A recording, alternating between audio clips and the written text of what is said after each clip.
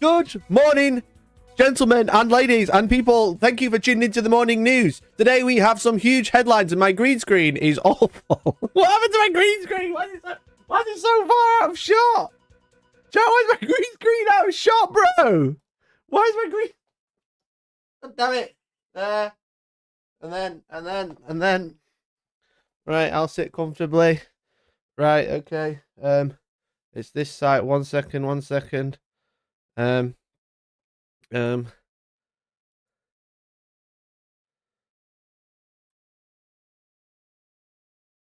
welcome back to the big headlines. Today we have multiple headlines to go over because it is the morning news. Welcome to the show. Is AI taking over? Has a channel that died come back from the dead? Our freelance gaming stores getting screwed over. I'm so thrown off because of the green screen chat. Our freelance gaming stores getting screwed over again, and can you buy Age of Sigmar models from the black market? They are all of the headlines today, followed by Bob Ross painting show starring me painting Cambrian War Sphinx. That's the plan today. Thank you so much for tuning in. Hello. Good morning, gamers. Hello, how are you doing? Thanks for tuning in. Welcome. I think I need to turn this that way a little bit. I think.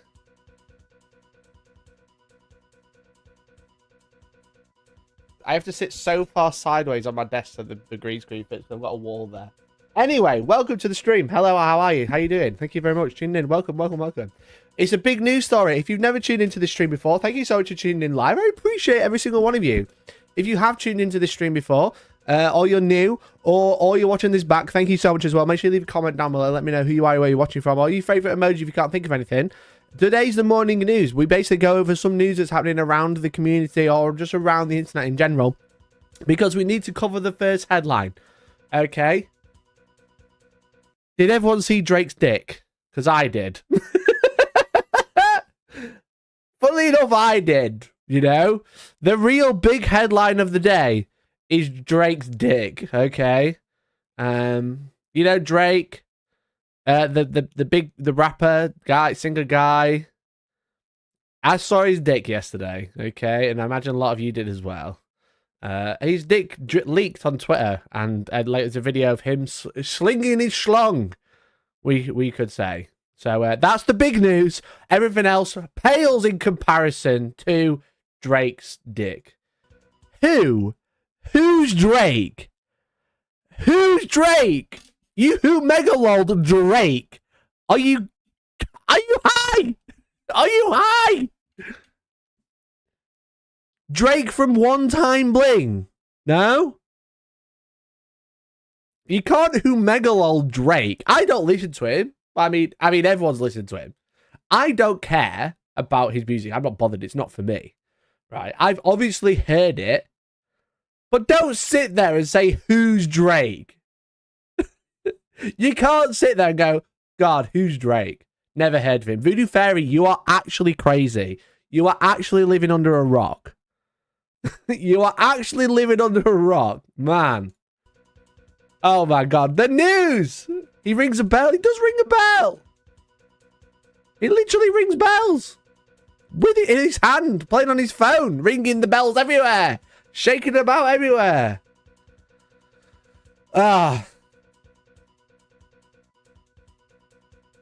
Mikey don't care about his music, but does care about Jitch. I'm going to show you a picture of Drake, okay? I'm just going to search Drake. If it comes up with the dick, then so be it. You're going to tell me, you're going to who megalol this guy, Drake. I've look at the, this is a man who's had his dick leaked on the internet. That's the big news. All right, everyone. All right. Oh, sorry about that. Sometimes that happens. Production costs are high and worth ethics are low. All right. But that's the big news. We've seen Drake dick, bare dick. Okay. I have zero concern about this fellow. He's got lots of concerns about his fellow because it's all over the internet. The meme guy. The meme guy. Oh, okay. Drake meme, right?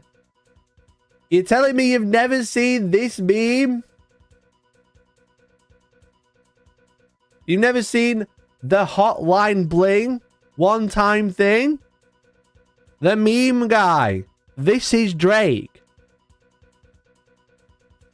His bell is on the internet now. His penis. His raw dick. That's the news. You're going to say, I don't know, I've never seen this meme? Get out of my chat. Just get out, all right? Everyone who said they don't know who Drake is, you've seen this, right?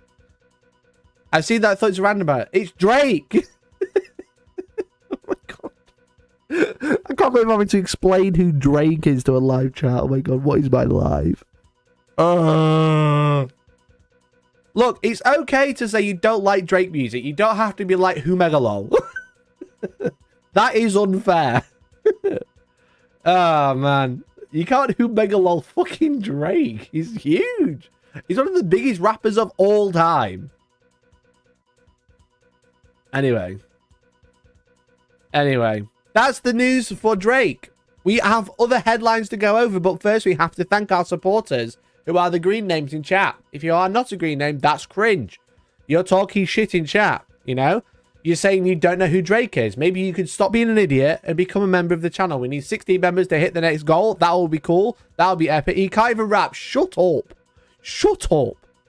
Shut up. You're talking out your ass, all right? You're talking out your ass. I listen to rap music. It's pop rap. It's literally pop rap. It's the most famous music you can find. You go into any Tesco and it's playing, right? You go into any Morrison's, you go to some petrol. It's on the radio. Shut up. Of course you know who Drake is. He's huge. He's massive. He's a really good rapper. He's got loads of money and he's got a huge dick. How can you not know who he is? Oh man, I'm not entertaining anymore, chat. I'm just gonna have to end stream. I can't believe people are Who Megalolly Drake. I showed them a picture, like, oh, I don't even know who that is. I showed them the meme, like, oh, I don't even get it. Is Drake's dick pic where that thumbnail came from? That was me looking at the dick. Yeah, exactly that. You all need to touch grass, okay? Go outside, touch some grass. Oh man, how can you Hugh Megalol? Anyway, welcome to the channel. Thanks for tuning in. We're not gonna. I wasn't planning on dwelling on Drake's dick for very long, but we've covered it now. Okay, check memes. What have you done?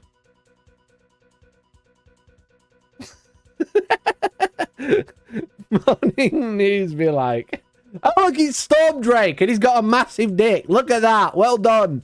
Well done.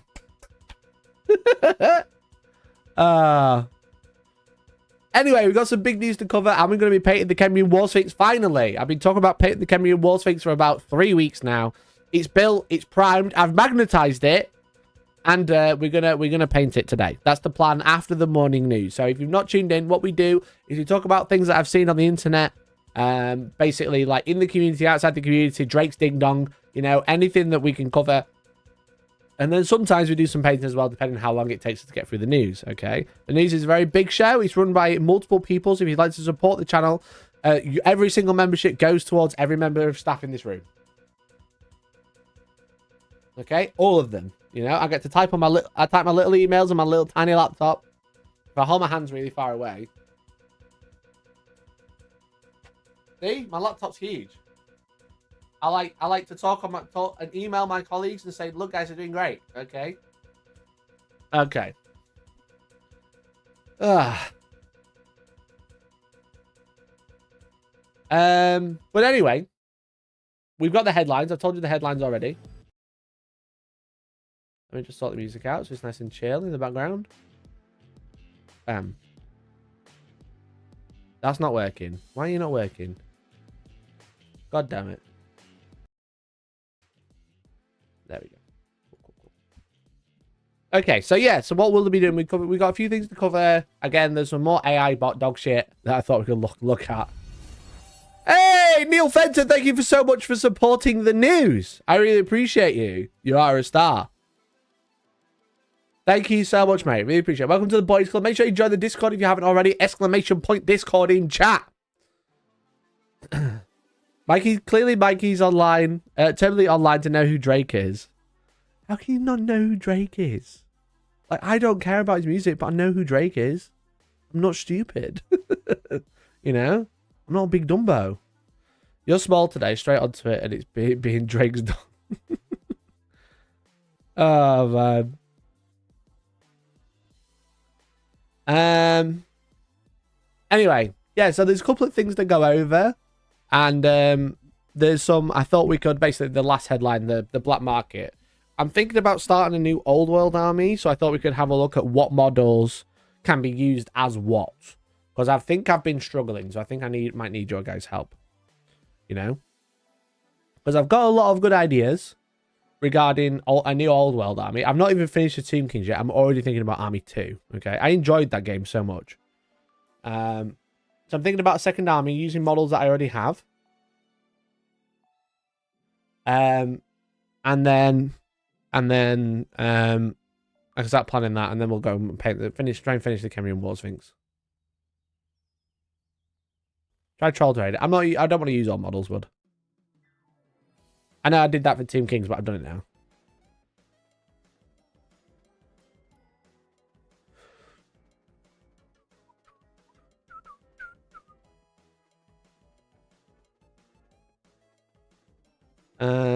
Has Drake even done anything for the last 10 years? I'm not even gonna entertain that with an answer.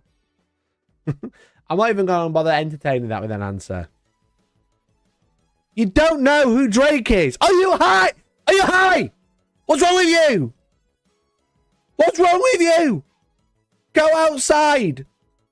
Go outside. Put the anime porn away. Put the hentai down. Go outside. Okay? Stop doing Drake ding-dong things. Go and find out who Drake is. I'm so done. I'm so done already. Has Drake done anything in the last 10 years? Someone talk some sense into the chat, please. I thought it was just grey names, but green names are at it as well.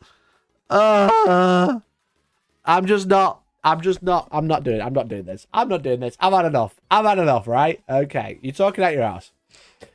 Right. Okay. So, some of you might remember my video from Monday, which is also a stream clip from last Wednesday. Okay. Drake's been working on a line of schlong pumps for a decade.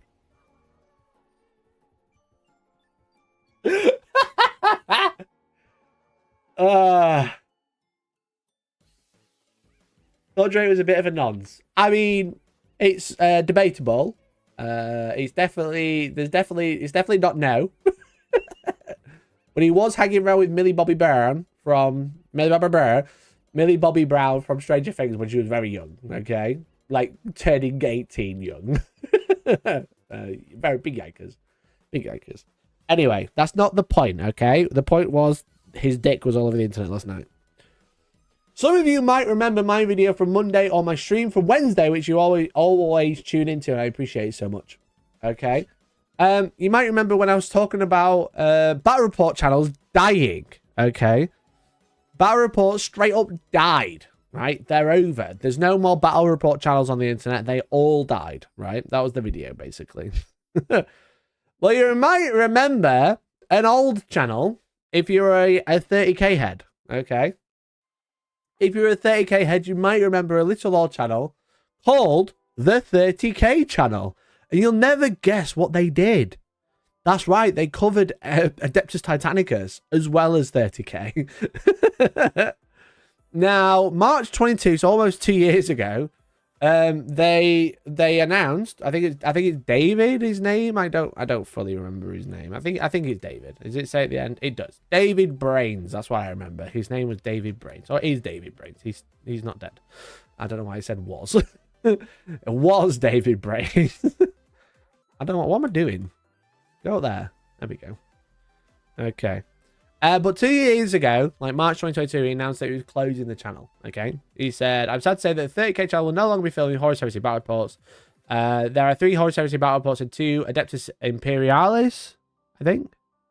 reports that are currently being edited and due to release by 30th of April. After that, no more content will be released. Essentially, David was based in the UK, moved to New Zealand, I think, and he like took a really big hit because of COVID, because of lockdowns, etc. Because he was like trying to meet new people, and he moved in the middle of the pandemic, which is obviously not very good.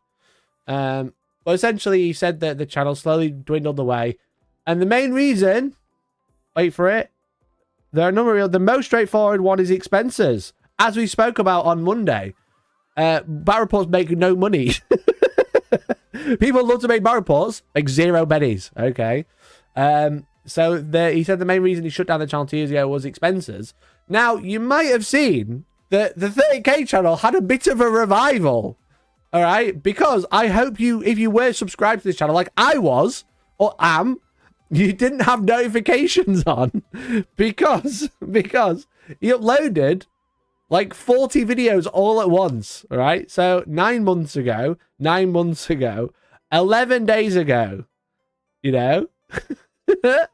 and then that was it. He uploaded one, it's in fours, 4, 8, 12, 16, 20, 24, 28, 32, 36, 40, 44, 48, 52, 56, 60, 64, 68, Massive Mikey, 72, 76, 80, 84,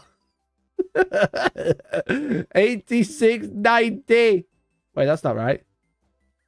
92, 96, 100, 104, 108, how many?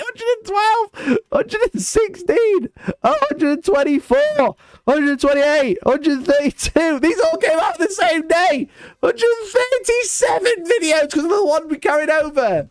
He dropped 137 videos in one go. He just went, all of the member-only videos are now free. Or the patron-only ones.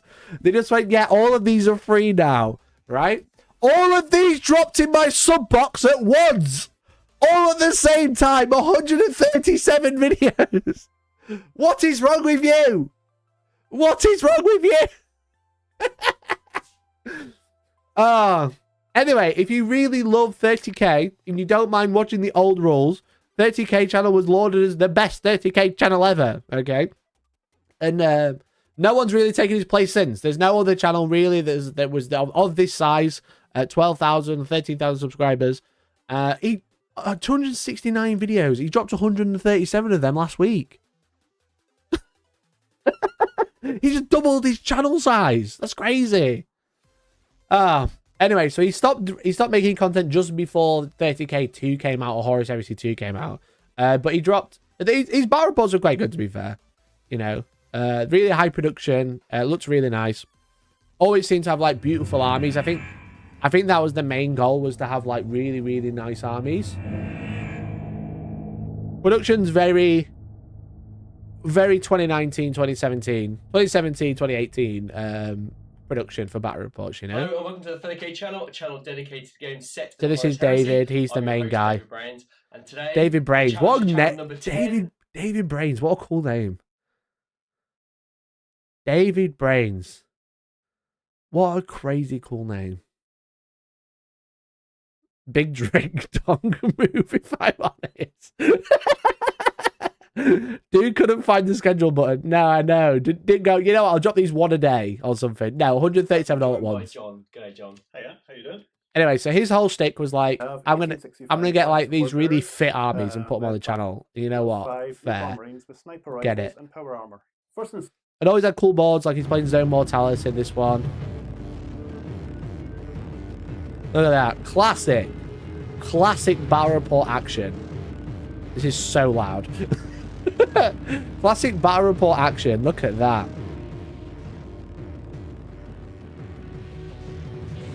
Wavy cameras around the board. Whoosh. You feel like you're there.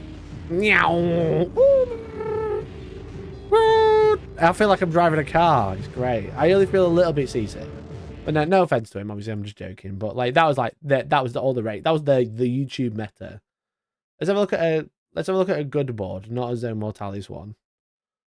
I think this is him doing some behind the scenes stuff, making terrain or whatever.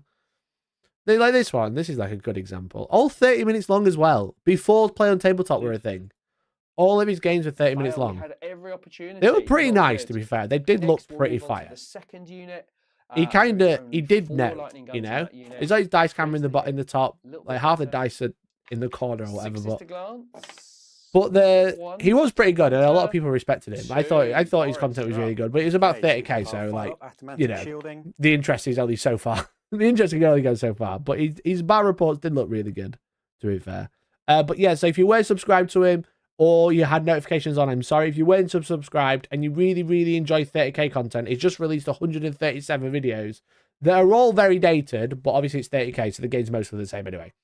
So there's the first headline. David Brains did the big brain move of dropping 130 videos all at once. I wish I could do that to annoy your sub box, okay? Imagine the Discord bot trying to keep up with 137 videos dropped at the same second, all right? Get your notebook out. Yeah, I mean, to be fair, if you're going to look at something, channels like that are great, you know? Do not resist you watching all the videos. You know what? I'm going to actually watch them before bed every night. Why not?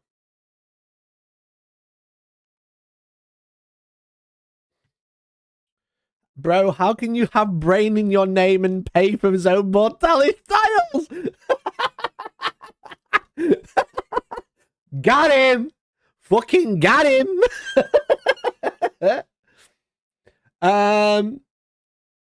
Man just entered the largest backlog to watch to rival One Piece.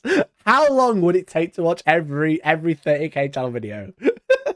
Non-stop, no sleep.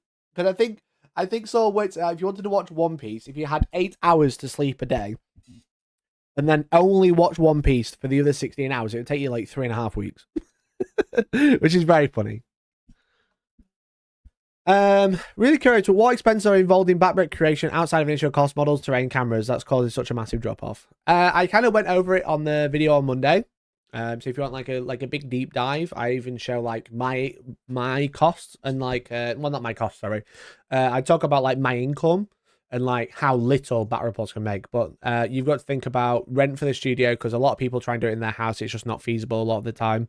Especially if you've got partners. That's one reason I moved to a studio, because I moved Georgie in and she was like, we got to kind of deal with this. And I was like, you know what, fair. And then you got to think of everything else: travel cost, time cost, editing cost, production costs, the rent, electricity, all those things, you know, all those basic things. Plus, then you got to upload it, you know, and then it makes 0 pennies. It's not great. It's not great at all.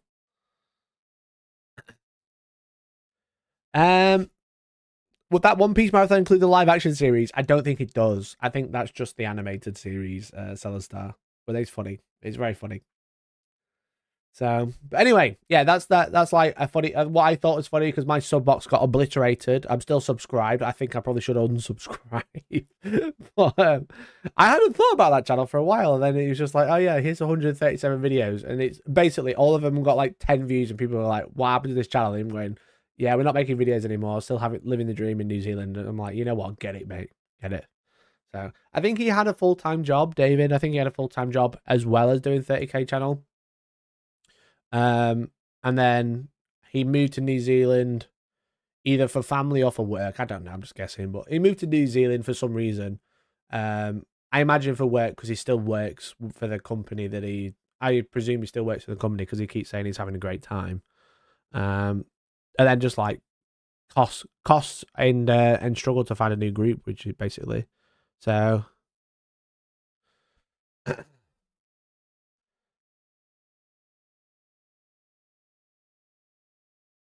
New YouTube outro. Thanks for watching. Destroy your sub box hitting the bell. If you cut out the opening and songs and the ending songs, that's like 10 minutes, and another 2 minutes on recap. Each episode is like 15-20 minutes, so you can do it in a week and a half. What with One Piece? I think that was with like cutting out all the recap. Is there no sub goals on Wednesday? Is the news independently funded? The news does have sub goals. It's right here. It's literally in the corner of the screen. I can't point to it. It's down there. There's a sub goal every every stream. If you would like to become a member and support the channel, I'm making it, rather than doing like an individual, here's 15 members, we'll give away some dice. I'm doing it like, do you want to see some content? Support the channel by becoming a member, okay? If we hit the goal, we'll do that content.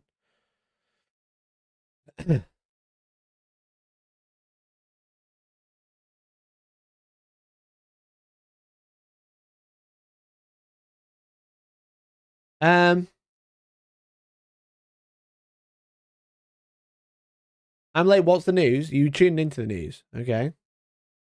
Is that without sleep? It's 8 hours of sleep. You know? 8 hours of sleep. And then 16 hours of One Piece. But speaking of watching trash while you sleep, chap, you might remember 2 weeks ago, we covered a video that was made entirely with AI. How many subs for a marbles giveaway? Fucking, that prick stole from me. I did marbles on stream. He does marbles on stream every night now.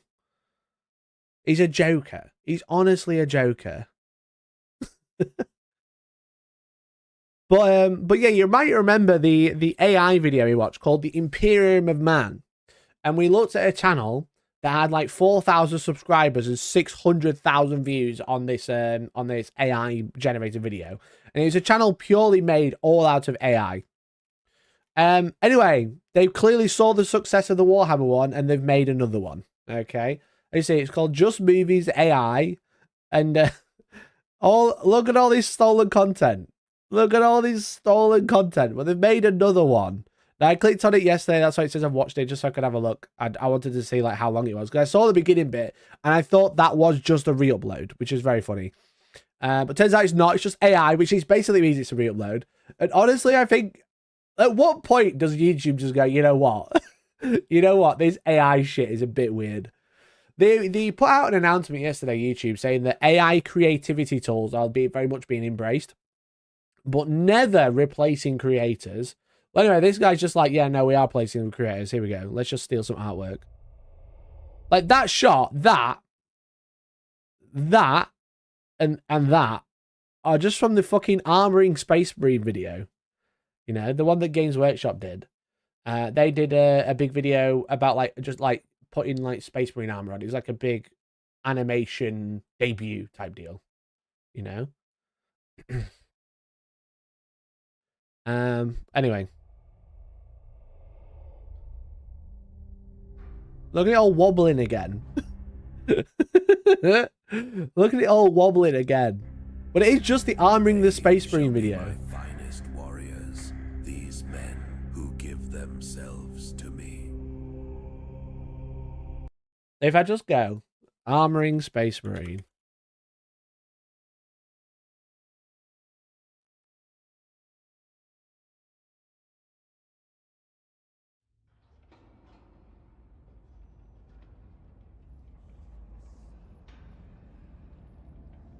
Like, come on! Come on now! Come on! They're not even trying! They're not even trying anymore!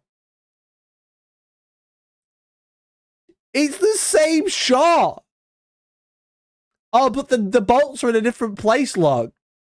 They're not even trying anymore! Look at it, it's the same opening shot. Oh my lord. AI is going to be the death of us, you know that, don't you? You know, we've all seen The Matrix. AI is going to be the death of us. It's actually crazy. I watched that just 3 to 4 GW videos stitched together, really. I think with video, it's so much easier to argue plagiarism. You look at this and you go, nah, AI's fine. Someone sat there going, yeah, I love AI. Oh, man. It's literally the same. Do I watch more?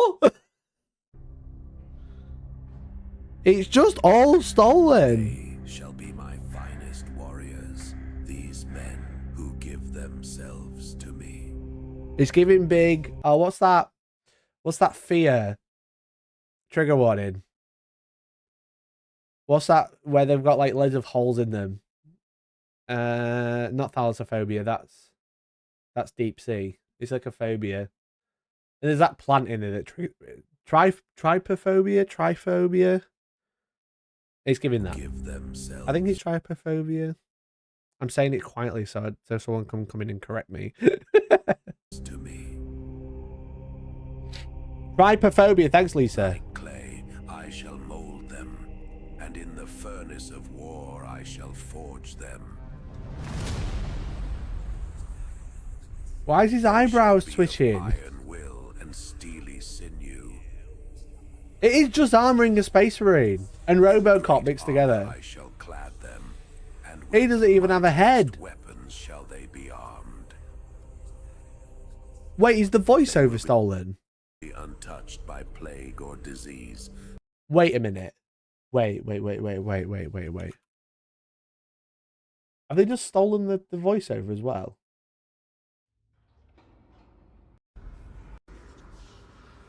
It is the same video, by the way. It is literally the same video. Does this have voiceover? I sheathe my form in the second It's the same video. skin. This veil of machine muscle and false nerves.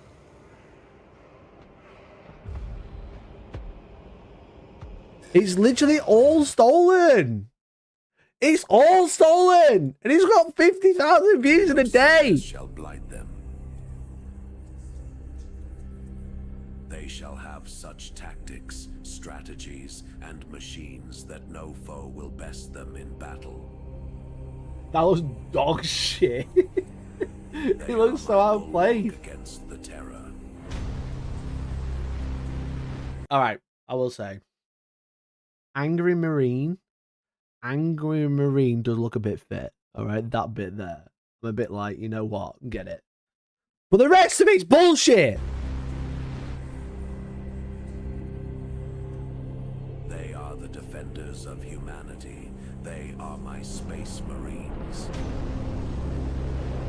What's that? That's like a bad actor or like an actor who's like on some sort of like fucking rig to hold him in the air, but he's got stuck and he's just like, help me. Watch his arms. Help me! Help me! And they shall know no fear. Oh man.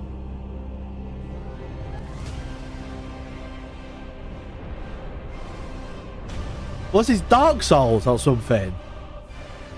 Yeah, I saw this in fucking Dark Souls, mate. That's the Moonlight Greatsword, everyone.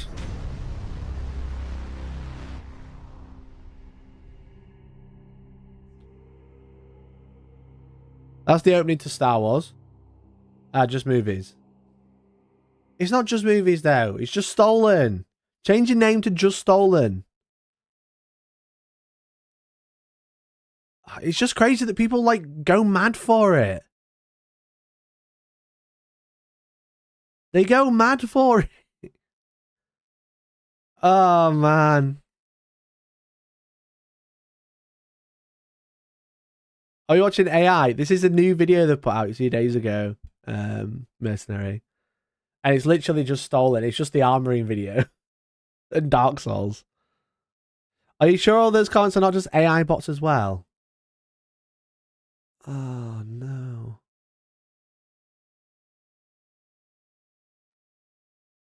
Oh, shit. I didn't even consider. I didn't even consider that.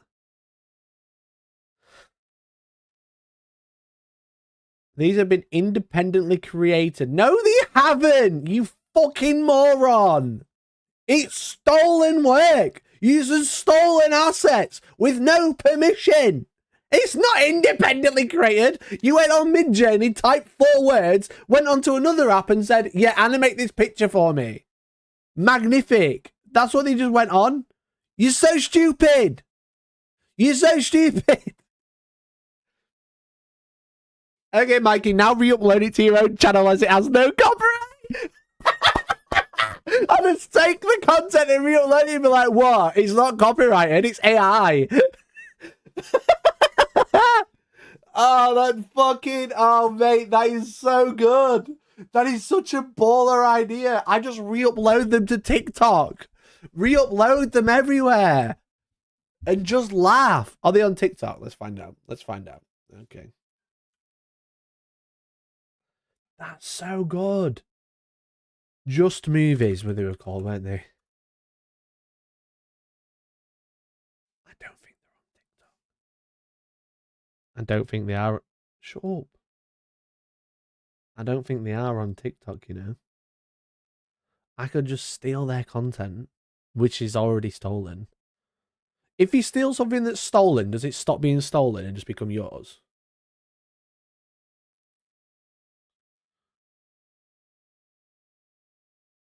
You know? I don't think they're on TikTok. I could just re-upload it. I'm generally pro AI. It's just a tool after all, but this is brazen. So I've always been quite honest with my stance on AI. I think if you use it in a joking way, it's probably okay, as long as you're not using anyone else. As long as you're not using anything without permission, that's fine. You know? Like I use Photoshop AI. I use generative fill on Photoshop. So I can't be like, I hate all AI, because I don't. But Photoshop AI uses Adobe stock, which is their own collection of pictures and footage that it uses for its AI. That's fine. That's morally okay. In my opinion, that's morally okay AI. What I have a problem with is people outright stealing stuff like this, compared to,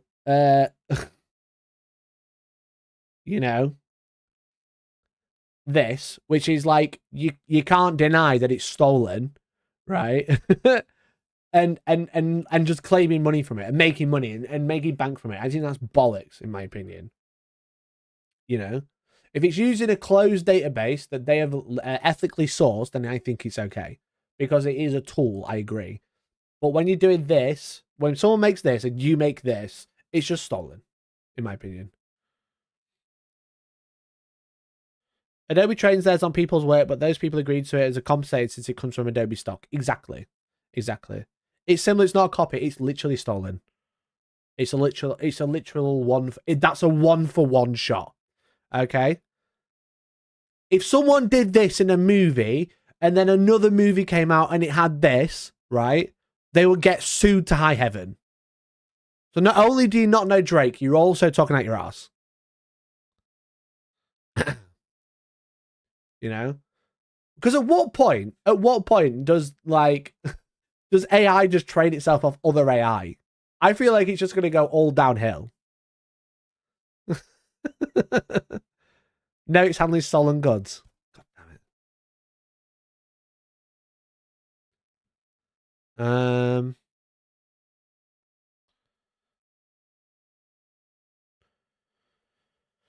Ethically sourced AI assets, organically grown and sold to you as weight wearers as finest. But jokes aside, if it's from an ethical source or from a database that is agreed to it, then that's okay. If they self-train, it actually degrades their output. Maybe you should put more AI shit into AI to fuck it up.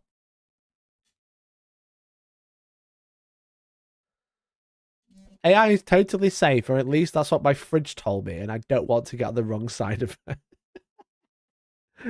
Oh man, it's just mad. It's just mad because like it just gets a crazy amount of views. As I said, like the last one they did has 600,000 views. It's had 2,000 views since we started talking about it.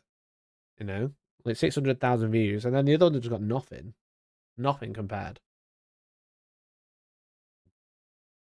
It's just like crazy, man. It is crazy. Have you heard about the anti-AI glaze some artists use? It's a filter that confuses the basic AIs. That's brilliant. I love that. Get it. I love that.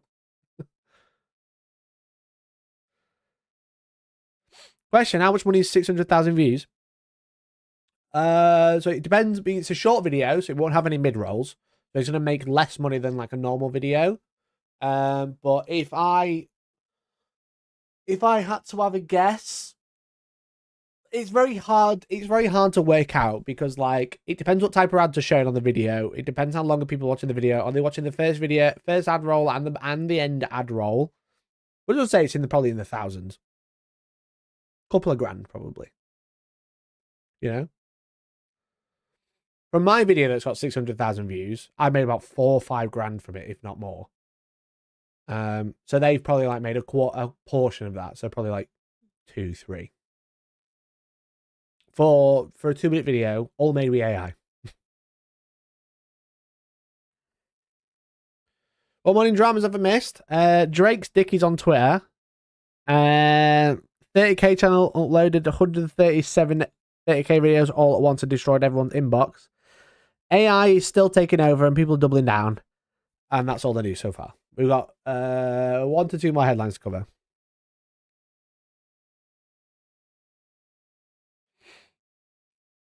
Yeah, let's have a look at my video. It's got 600,000.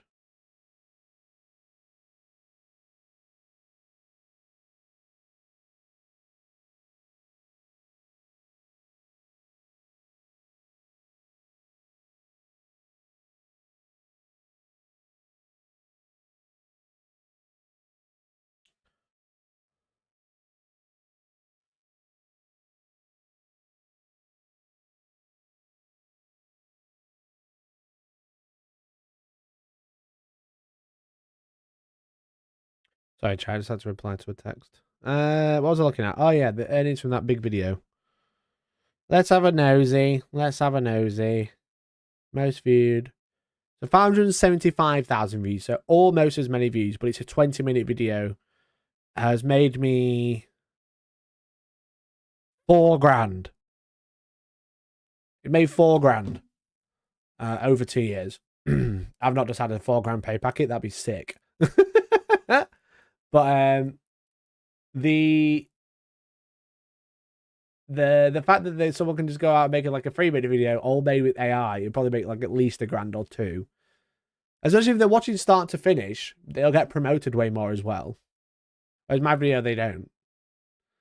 But that's in like 11 days, I think it was. Like, so 1 grand in 11 days. That's crazy. 4K pay would be spent on flights to Japan. They would. But yeah, that's over like nearly 3 years now. So I basically get residuals off that video these days. So it seems like the formula for success is AI plus Drake's knob times ASMR divided by 137 videos. We did it. Finally, we did it. Hoggish Chewy. What's sad to think is Drake's dick has definitely now been used by AI. You know? Drake's dick has definitely gone into some sort of mid-journey AI. That 3D printing video got 4K. The how many minutes is in one bottle? Yeah, it's made 4 grand in 3 years. From ad revenue.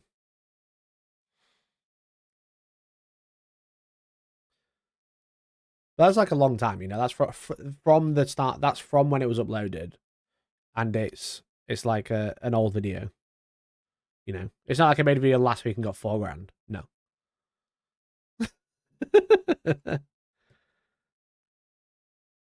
I said it basically pays residuals now. It's quite nice. A lot of my old 3D printed videos basically do that. A lot of them have like continued to grow. Like continue to grow over the years. So they just essentially every time I look at my most viewed videos this month, there's like an old 3D printing video one there. Which is why I've got an announcement coming soon. Announcement soon. But the montage makes that video such a banger. I think it was a good video.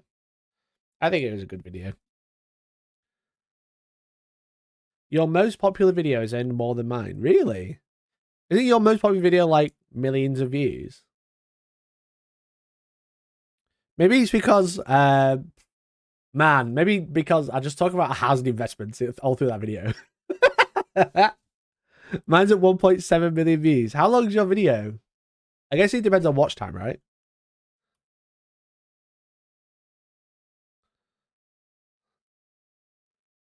I'm not starting a 3D printing company now. 18 minutes. Okay, they're about the same level. Carry off, you've been scammed, bro. 1.7. 2,224 minutes. Let's have a look at my minutes.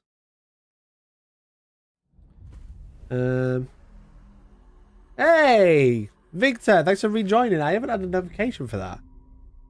But thank you, Victor. Appreciate you. Rejoined. Watch time. Is that hours, Kirillov? Because I've only got 60,000 hours. What ads are playing on this video, bro? Oh, man. That's hours. Oh, bro, you've been scammed. Clearly, you need to talk about housing investments more. All right? Invest in cars. Invest in housing. Do you swear loads in this video? Is that why? Hello, my name is Kiriath, Herald of Look at you. Look how cute he is. Look how cute they are. Ah. No pink hair, though. Actual human plague bearer. And today, we're going to compare a few sci-fi universes to Warhammer 40,000 and see who comes out on top. Why is your CPM so low, bro? That's so weird. That's so weird. Like, at the top result, I lick my dice. Oh, man. Oh, man, that's quite interesting. Even running hands. Yeah, how much did Coca-Cola pay you for this? That's the question. How much did Coca-Cola pay? I fucking hate this video. I know you do. That's why I put it on. That's why I put it on. Coca-Cola making raw money.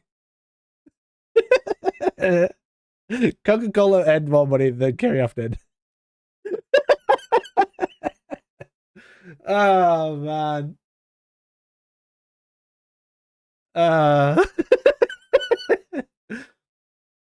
Mikey got the Manscaped money. No, that video is like the most profitable video I've ever had.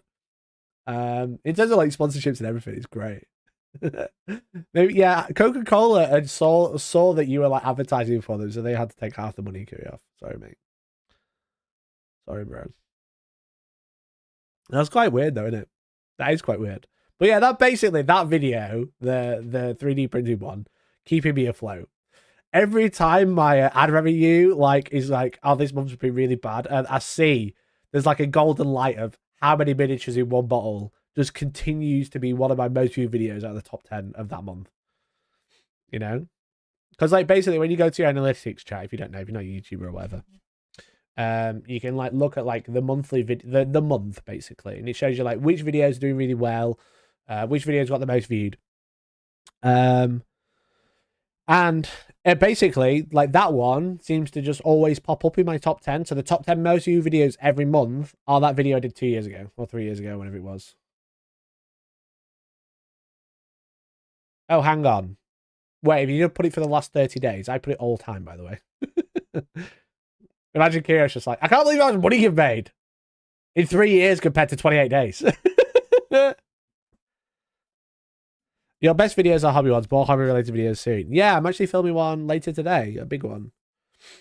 So I don't know if you notice, a lot of my videos these days are just a bit more mixed compared to like exclusively like gaming related. But another video that's blown up is the IKEA, the standing desk one. Data from playback-based CPM is not correctly tracked between. Jesus, that's a lot of dates. Ah, because your videos is quite old, isn't it? So there's like, they might have missed it. How much does it pay you that Cavill is number 2? It does pay me a little bit, Congress Stewie. My second most viewed video is just a stolen interview off Netflix. I just did a Valrak. Valrak was talking about how he started the channel last night. And he was just like, I just made a video. And it was right good. Oh, I enjoyed it. And then I carried on going and we blew up. But then you look at Valrak's videos, right? Look, quite varied. Talk about Henry Cavill. He does talk about Henry Cavill, I think, in this video, maybe. Does he? Yeah. It is. Oh, no, it's just stolen content again. Oh, no, he does talk about it. He does talk about it. I'll lay him off, okay? Henry Cavill. More and more, okay? So now he talks about lore and stuff because he loves it. All right? But if you go to Valrak's oldest videos and you see why he's doing so well, all of these videos. Wait, where are they all gone? Has he deleted them? Oh, wait, 9 years ago. I think he's deleted them. Oh, man, that makes me look so stupid. Basically, whenever I search... No, here we go. 2 million views. Valrak original content.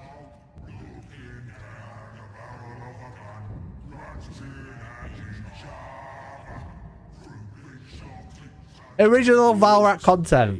The whole galaxy from end to end, with their ceaseless warring and strife. This is just the cinematic taken from Battlefleet Gothic. Battlefleet Gothic Armada single player campaign. There's no shame with this man. Look at him. He started and never finished. A lot of his old videos. Battlefleet Gothic Armada Admiral Spire. Fair enough, he played it there. He's doing some Twitch gaming, etc. But a lot of his old videos, unless he's removed a lot of them now, and then again, I'll just find a lot of them. Imperial Navy plans a cinematic. Battlefleet Gothic Armada, the Eldar threat cutscene. All of these videos have like 500,000, 2 million, 2 million views. It's just a real load. He's as bad as AI. With all respect, is exterminate the only solution? He's as bad as the AI we've just complained about. This is real stolen content. While its leaves wave. It's just a cinematic he's re-uploaded. Look how many there are.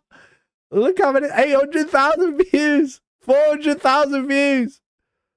Oh man. Oh man. Now again, don't get me wrong. He did make a lot of original content back then, but it did nothing compared to his cinematic uploads. It just made me laugh. His top 5 videos are all these stolen content. Let's have a look. Top 5 videos. Most popular. Yes. Chaos Intro Cinematic. Necron Cinematic. Orc Cinematic. Exterminator Cinematic.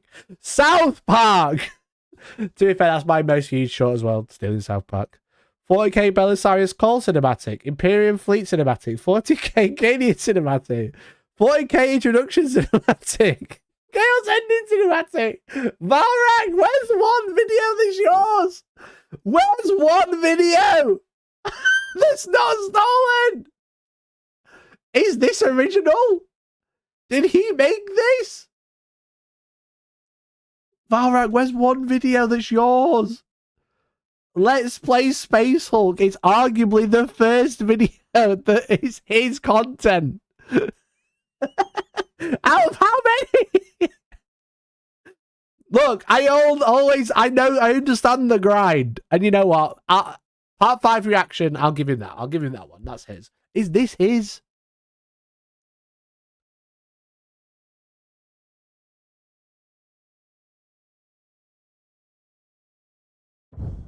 Maybe.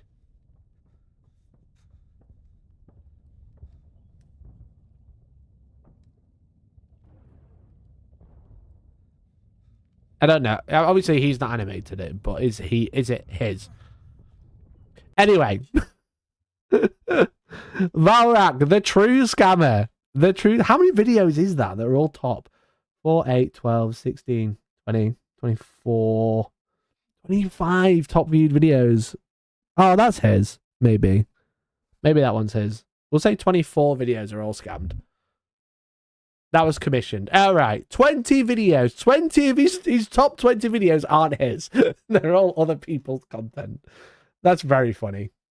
That's very, very funny. Anyway, Valrak the true scammer. Valrak is the true scammer. He does live up to his name, doesn't he? It's quite funny. Not actually hating on Valrak. I never hate on Valrak. It's all banter. It's all banter. But if you look at my most viewed videos, chat, only one of them is Henry Cavill. Okay. And what are my most viewed videos right now? All original, that's what they are. They are all original. Let's have a look. Videos. I'm doing a lot of analysis in videos recently, I'm sorry. Banger. Stolen. Banger. That's had such a climb recently. This is at like 50,000 views. The past 2 months, it's doubled in views. Banger, banger, banger, banger, banger, banger, banger, banger. Look, all right, Varrak's in my top what? 12? 12 out of 12. All original content. All most viewed, all original. Okay. Is this the Hate ASMR? Is this the ASMR Dark Angels credits review? It actually is. Actually is. Look at all that bar one original content. Jokes aside, though, jokes aside, this video, right? This video single-handedly funded my studio move. Okay, remember when I uploaded that video like 2 weeks before, or like 3 weeks before I was going to move into the studio at Sanctuary, right? And the ad revenue from that, like, obviously it blew up. It got like insane views straight away. And I didn't think I was going to make anything from it because it's all stolen. And it's a minute long, so it's not even a short.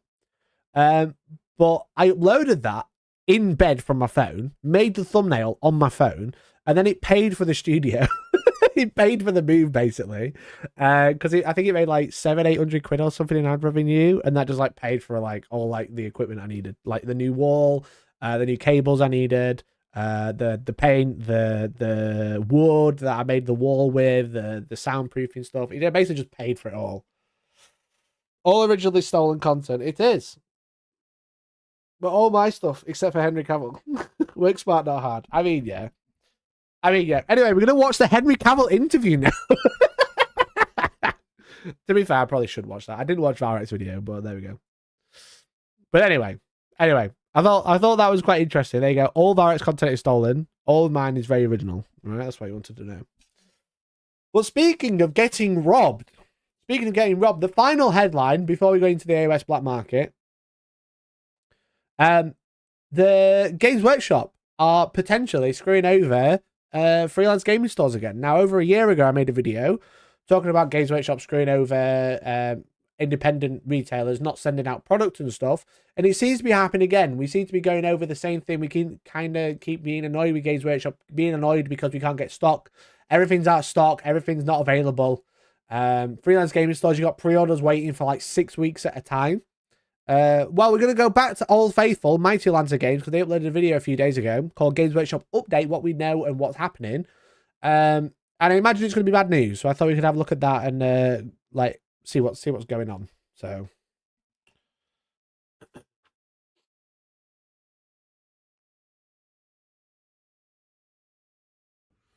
Hi everyone, Nathan here from Mighty Lancer Games. Just want to bring you an update on what's happening at the moment with Games Workshop pre-orders. Now, you might have seen a couple of tweets and Facebook posts and what have you from stores, so we thought we would bring you our update, our take on what is occurring. Now, Games Workshop contacted us earlier in the week and said that they, for the foreseeable future, they are not going to guarantee that we get pre-order products in time for the release date. Now,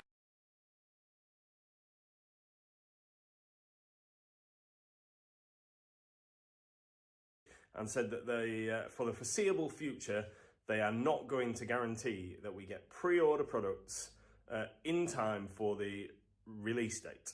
Now, are you joking? Are you actually joking?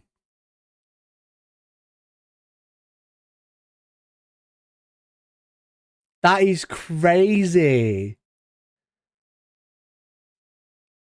That is crazy.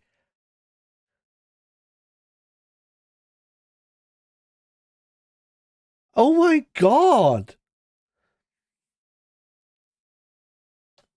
Honestly, it's beyond a joke now. This is purely because they know if they don't send it to freelance gaming stores, they can just sell it on their own website and make more profit.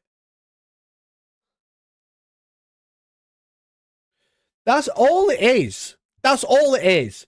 It's so you go direct. It's so you go direct. It's actually mad. Actually mad.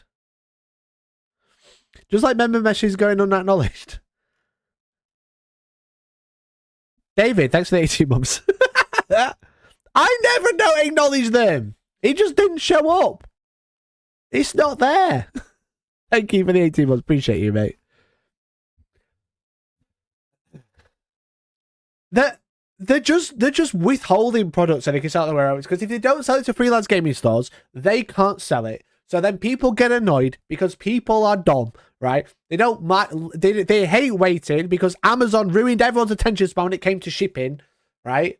And then the freelance gaming store gets screwed over, so people go direct to Games Workshop and then they sell it for a higher margin.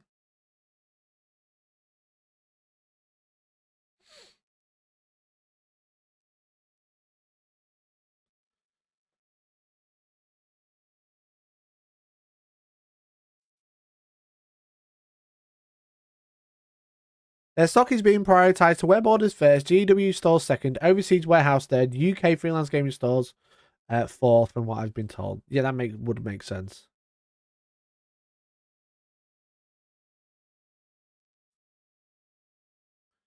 It definitely hits smaller stores worse than large ones. Yeah, like there's loads of stores that I'm aware of or I've spoken to directly that are just saying they're just like really struggling to like maintain the business model, because every time they order something, they don't get it, and then they have to like they take loads of money for pre-orders, then they have to send all the money back, and then people stop buying from them. Because don't forget, a lot of the time when people pre-order stuff, you yourself has probably done this as well. You'll pre-order something, but you'll also buy something else as well. You'll be like, right, I'm going to start an Ultramarines army, so I'm going to pre-order the new Space Marine kit. Oh, actually, I don't have any Ultramarines blue, so I'm going to buy that too. And then the Ultramarines box or whatever, for an example, the Space Marine box gets delayed because Games Workshop don't send it to the store. And then you go, you know what? Cancel the order. I'll get it directly from Games Workshop. Also cancel the paint, you know? And it's just like, how is stores supposed to survive? Because every time you want to buy something, you can't get it. So then you cancel your order going elsewhere, which is understandable. But like, the fault is that the people can't get the product that they've been getting product for years. You know? The Outpost put a blog post out about it last week. Oh, did they? I didn't know Outpost had a blog.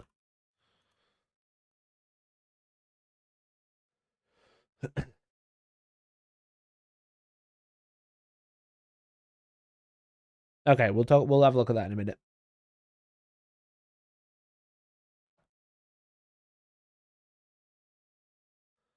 The overseas market makes a lot more money than the UK, so their priority is to keep that market fed. Yeah, that's true. Look, as obviously when we were talking about the old world being sold out, you could still buy it in every other country. My freelance gaming store stopped taking pre-orders until the day the pre-order goes up, because it's only then he sees how many copies he gets out. I mean, that's technically how you should be doing it. That's how Games Workshop tell you how you should be practicing, but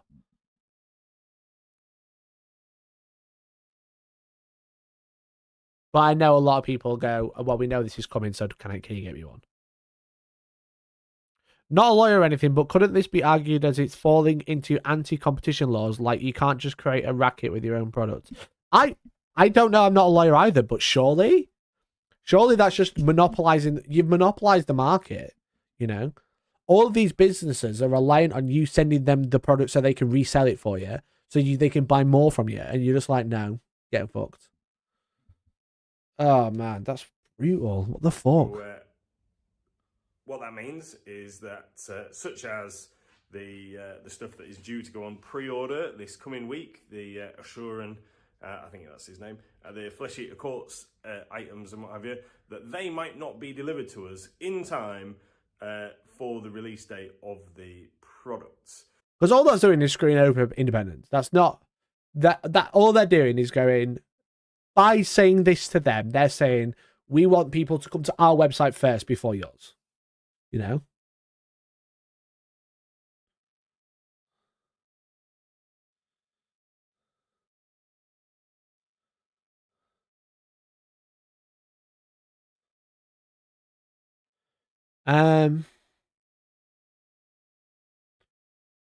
Adeptus Titanicus has mostly been out of stock in UK third-party stores since not long after Legion Imperialis was delayed. Well, that's because it was like a big relaunch. Didn't Titanicus basically die? It's not a game anymore, is it? But then the products are getting reboxed and they're taking ages.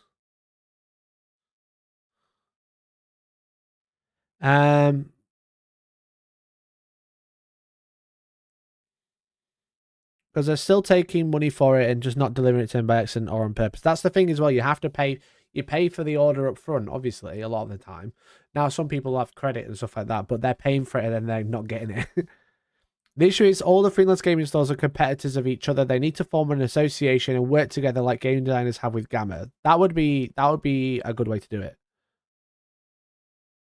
You know, but every local gaming store is just like, yeah, we've got an online store. We're going to try and do slightly cheaper, faster shipping, etc. Try and have some sort of benefit compared to other stores. So they're just like fighting each other. Now, normally we get stuff a few days in advance. That allows us to get things posted so that you, the customer, receive them on release date. Now, we know that since the Old World release and maybe one or two prior, the Games Workshop haven't even been able to deliver their own pre-orders, and that they don't generally ship them until like the Monday or the Tuesday after release. That's also true, because I've been watching Jewel Knight Jess on Twitter. She pre-ordered Old World, and it only came like a few days ago, and it was like Old World was what, 6th of January. Let's have a look. Let me see if I can find it. So she ordered it directly from Games Workshop.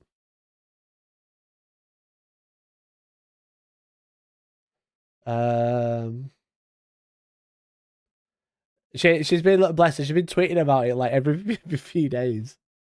Where is it? I'm not able to find it now.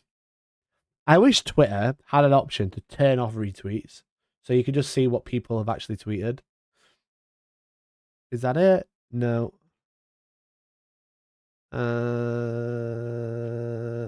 Listen, guys, the point stands. It did happen, okay? She's built it there. That's the resin model. There it is. My pre-order finally arrived. Sadly, I'm going to have to do more scrolling. You get the point. You get the gist, all right? She only just got it a couple of days ago. She pre-ordered it on the 6th of January from Games Workshop. Only just arrived.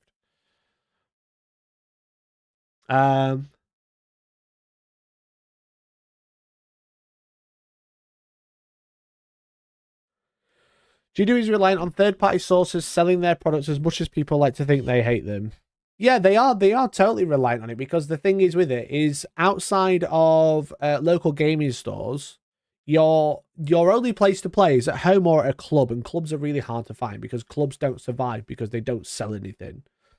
So local hobby stores have essentially become a club that you can buy stuff from.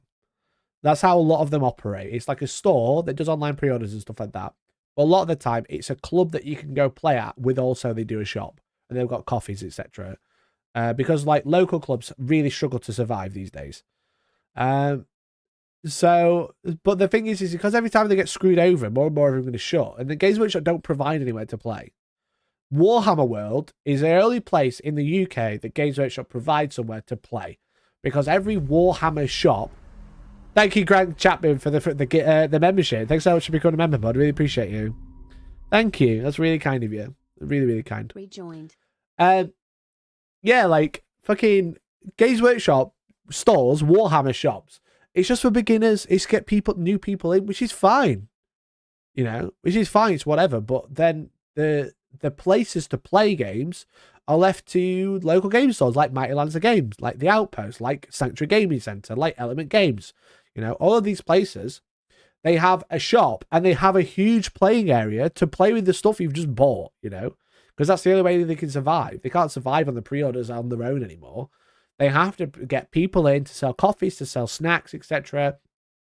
Get events in there because it's the only way to survive, you know. Bless that person willingly becoming a freeloader. Grant Chapman, thanks, mate.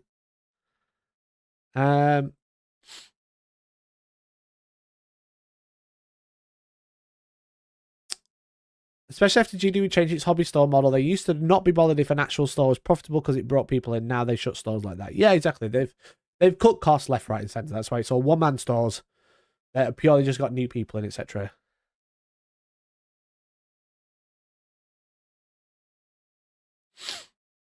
They opened a shop in Scotland, and because they sold 3D printers of GDO stopped selling the merchandise. Would make sense. Allegedly. Our old world stuff came on time. Our Deathwing assault boxes are with us. They're in the building. They are boxed up, ready to get shipped out in time. Got something stuck on my finger. Get shipped out in time for release date this week. There wasn't anything on pre-order last week, so we've got a little bit of a gap. And then the Flesh Eater Court stuff is the next wave of releases. Now, hopefully, if we carry on doing things the way that we have been, which is ordering and paying for things on the same day pre-order wise, that we should receive them in time for release moving forward. But it is, as I've been advised, a lottery with Games Workshop's warehouse in what order, what stores' orders they ship out, and whether... What? What? It's a lottery whether you get the thing you paid for to resell because you operate as a business, as a third party retailer of the products you're trying to buy. Are you having a giraffe? Are you having a giraffe?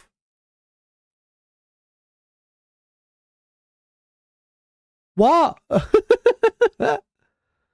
Wow, I ordered Old World from a freelance gaming store and got it 2 days before official release date.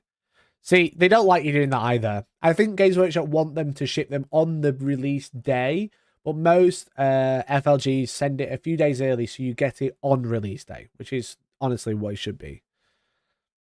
Because otherwise, what's the point in ordering it online when you can go into the store on the day and buy it? What's the point in me ordering it if I've got to wait for it? The whole point is I order it online so I don't have to leave the house. So it arrives on the day. But now Games Workshop are saying, you know what? We might not send it to you, so now your customers are going to have to wait. So your customers are going to be fucked off with you. And you're just going to be like, well, it's Games Workshop's fault. But they don't see that because they're not dealing with Games Workshop. They're dealing with you. You're the front of house. And you're saying you haven't got it. So now they hate you, so they're going to order from somewhere else. That's ridiculous. That's honestly ridiculous. Like, so dumb. So dumb. Fog me. Stuff gets out in time for release date or not. So we will carry on doing exactly what we have been doing, which is putting our orders in, paying for our orders, and hopefully receiving them on time so we can get things out to you, the public. But one thing that we have clarified and we have confirmation of is that once that order is in and it is paid for, that stock is reserved for us. So we should get everything that we have ordered. We only put available on our website stock that we have paid for and we've had confirmed from Games Workshop. We don't speculatively take orders for stuff that we haven't got, basically, or we know we're not getting. So carry on putting your faith in Mighty Lancer Games, I guess, is where I'm coming from. That we will do everything in our power to get you the latest releases as quickly as possible. And if Games Workshop do send us them late, we will let you know, obviously, of course, what is occurring. And as soon as they land with us, they will be out in the post or available in store for collection. So you can have your stuff as quickly as possible. So there we go. Thank you very much, everybody, for watching. If there's any questions, put them either in the comments or drop us. That's fucking wild, mate. That's fucking wild. Which would be better, lottery or preferred FLG stores getting the lion's share? The best way to do it would be if they order it, they fucking get it. Not oh, you ordered too many, so now you can't have them. Not you didn't order in time, so you can't have them. They should say, if you want the stock, order it on this X day before release. And then everybody gets it. If they go, oh, well, you can't have that many, because they know how many they've got. They know how many they've got when they're being ordered. There's no such thing as a pre-order system from GW. They make it, and then you can order it for a week before it gets shipped out. It's not a pre-order system. A pre-order system is where everybody orders, and then they go, okay, we've sold at 3 million, so we need to make 3 million. No, they already know they've got 3 million made. They're just shipping that many out. What a shit show. Exactly that. It's an absolute shit show. Oh, man. I feel so bad for small stores.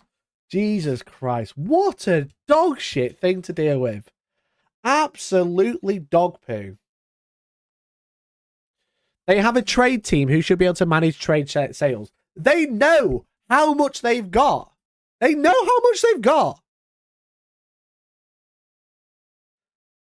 It's not. They're not making it to order. It's not a. It's the pre-order system is a farce. They already know how many they're gonna sell. That's why it gets sold out. You know, if you pre-order a video game, that store takes how many they need, and then they order that many.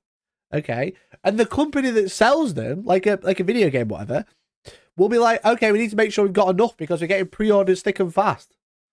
It's not a pre-order system. It's just an order system. And then you have to wait a week for stuff to deliver.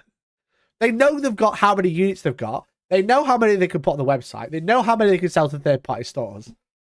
It's just, what's going on? What's going on, Games Workshop? Just give the people who want to make money for you the thing to think they need to make money for you. God damn it.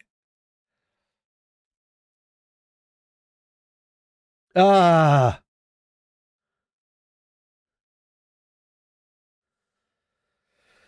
God damn.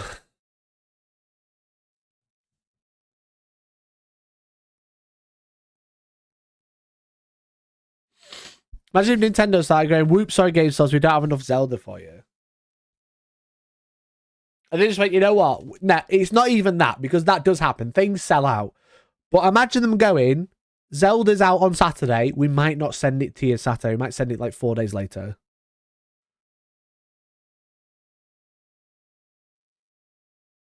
You know? That's all it is.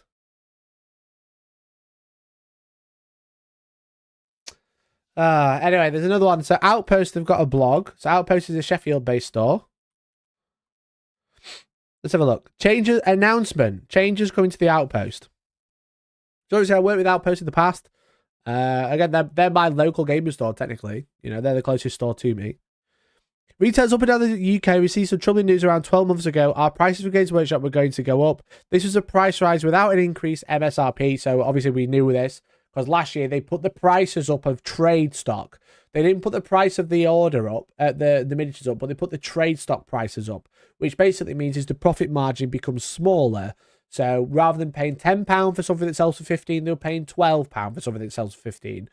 And a lot of places do discount in the UK. It's like a very normal thing, which is why everyone's competing with each other. But a lot of places do a discount on products. So basically their profit margin just shrunk considerably. But yeah, so they're basically saying their prices, their profit margin went down. We made some changes which are sustainable and allow us to continue at 20% discount. However, as you likely see, we started to see supply side issues with capacity, deliveries, and availability of new releases has been incredibly low or slow. We note this change was temporary, but after 12 months, we still find this situation, and there is no longer room for us to continue at 20% discount standard across the Games Workshop standard trade range, and we are changing our prices. So the prices are going up because they can't keep it. The thing is with it, as I said, like every time you pre-order something, you're likely to buy something else. So every time you cancel a pre-order, you're likely to cancel everything else. So you're just like fucking the little store man, you know? The little store man is getting railed because Games Workshop won't give them the thing they need to sell.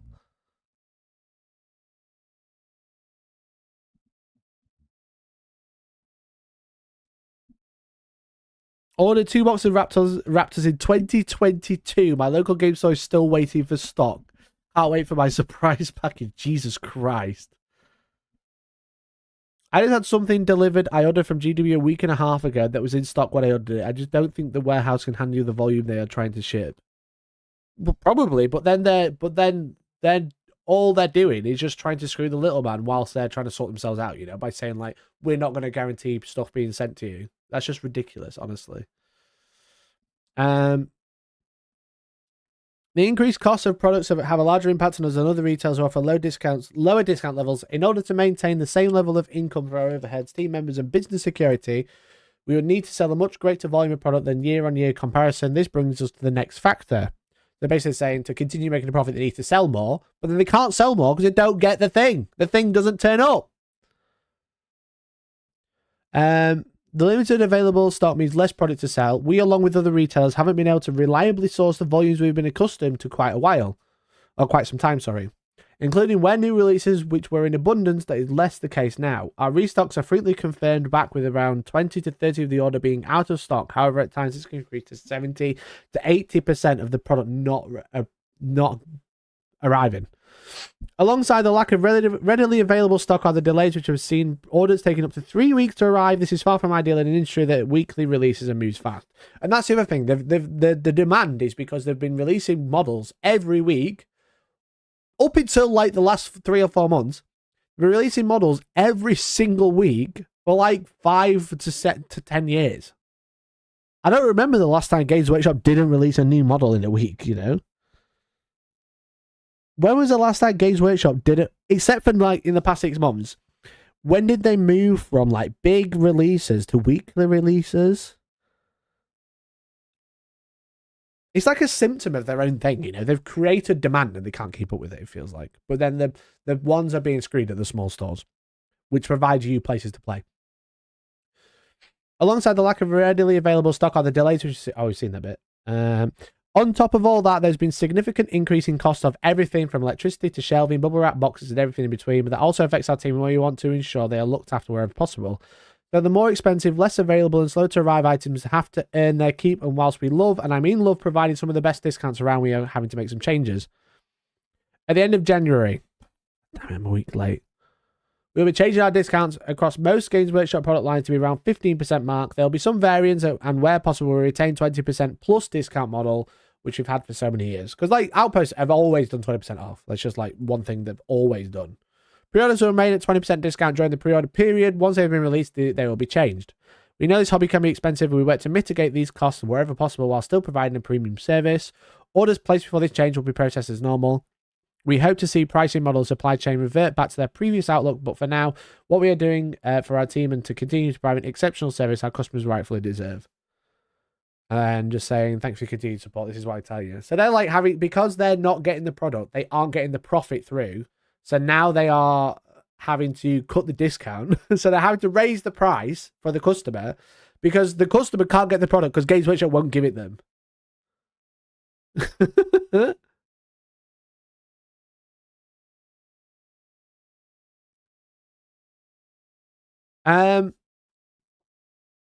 My local is looking to swap to Element as their main supplier because they actually send stock when you're ordering it. Wow. I'm still waiting on Legions Imperialis pre-orders for when that was announced. Yeah, that game was fucked, man. That game was so fucked. Everything just like felt like a massive farce with that game.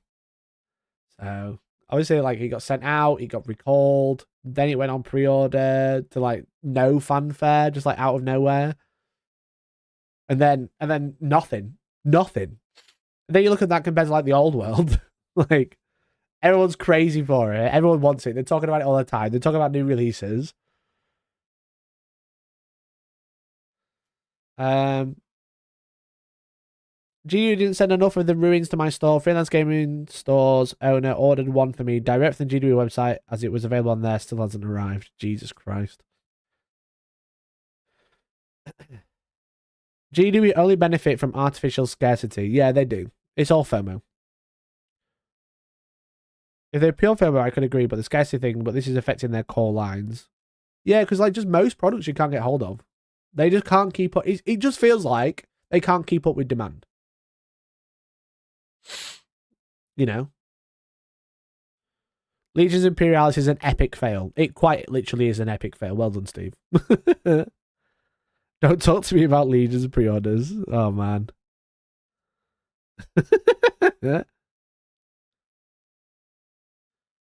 25 used to be the highest, then it went down to 20, now it's 20 to 15. I wouldn't be surprised if you're going to 15. There was like people selling like stuff for 30% off. You know? There was stores that were selling stuff for like 30% off at one time. Like probably like 2 years ago.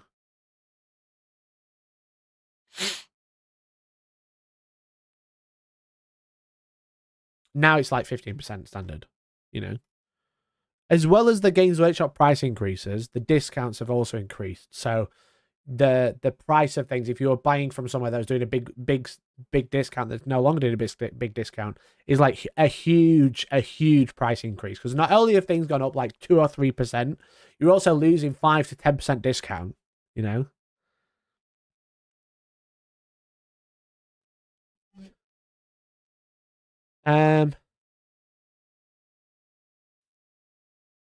Can you imagine the hype mongers on YouTube if GW went back to monthly or quarterly release schedule? Monthly release schedule would be fine. But you know what? Fuck them. Fuck the hype mongers. Who are we talking about?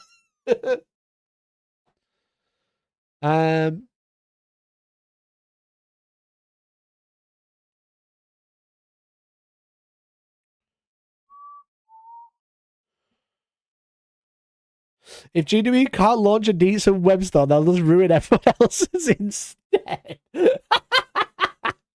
True.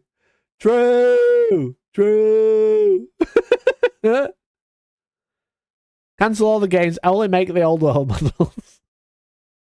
No, they proper cocked up with Legions Imperialis. You know? They really cocked up. I can't say why, sadly. But they did a big doo-doo, which really fucked them over with that game. Because I think that game was going to be big, but all the demand died because it got delayed. They didn't tell anyone why it was delayed. And then they tried to ship it and they couldn't because it didn't have enough. So fair. Have I missed something? Scotland All-Stars when? Oh, okay. Maybe. That'll be fun. Legions was delayed. Then Wave 1 release was delayed. Not even announced yet. Great Slaughter, the first expansion, is announced for pre-order end of Jan, but then changed to later in the year.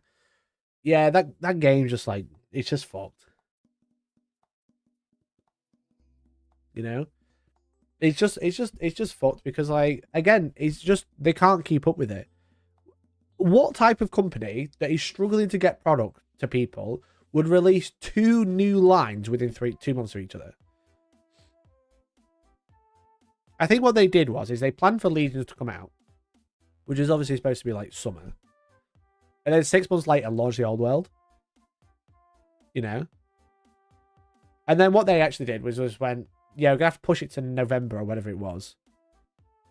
And then, then just went, yeah, we'll release Old World anyway. The kind that delayed one. The kind of company that delayed it, yeah. Yeah, it's just wild, to be honest. It's pretty wild.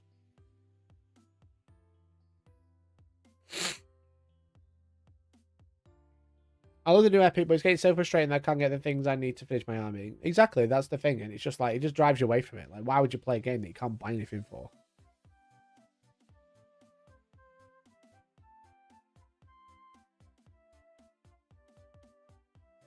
One of my local clubs has a lot of Epic players. That's how I know it died on release, because they only play unpopular games there. Bruh.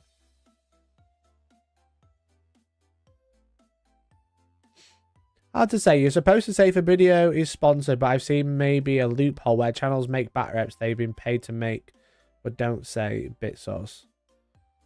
Interesting. If you got a list of those, I'd be very interested to have a look.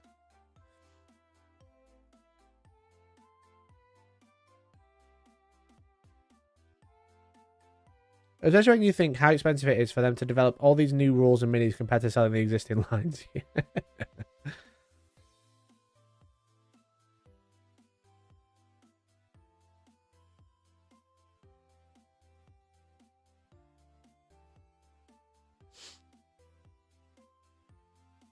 Fuck Legions, Old World is where the money is at. True. Speaking of Old World, chat. Speaking of Old World, I'm thinking about starting a new army. I'm thinking about starting another Old World army. And I don't know which to do. I don't know which to do. Now, I don't want to buy a new army. I actually have a lot of models sat in a box, okay? You know? I have a lot of models sat in a box. much to the dismay of people who like to say random shit in Discord, which is not true, Steve, looking at you, I have a Vampire Counts army, which I use for AOS. But I don't think that the models are transferable enough to make an army. Okay. Demons. I do have demons as well. I have a lot of lizard men. And I have a lot of slaves to darkness. Okay. Slaves to darkness have always been an army that I've kind of been interested in. But I've been a bit like... You know? I've been a bit like, oh, do I want to? Can I be bothered? Can I be bothered? But I have a lot of, basically all of the new stuff for Slaves to Darkness. So they got a big revamp last year. You can play Vampire Counts. No, I mean the models that I have aren't transferable. Because I have 15 Blood Knights, loads of zombies, loads of skeletons, fine. Then I have loads of the new characters, and I have Manfred on fucking his horse thing. But it's not a horse, it's the big monster. Which I don't think has rules. Which I don't think has rules. Slaves to Darkness, not STD. I always felt STD is better than AOS. Listen, AOS is a good game, okay? AOS is a great game. It's nothing like a sexually transmitted disease, okay? Yeah, if you're going to talk about Slaves to Darkness, you want to acronym it, use a number 2. Rather than a T. Don't just start shouting STD.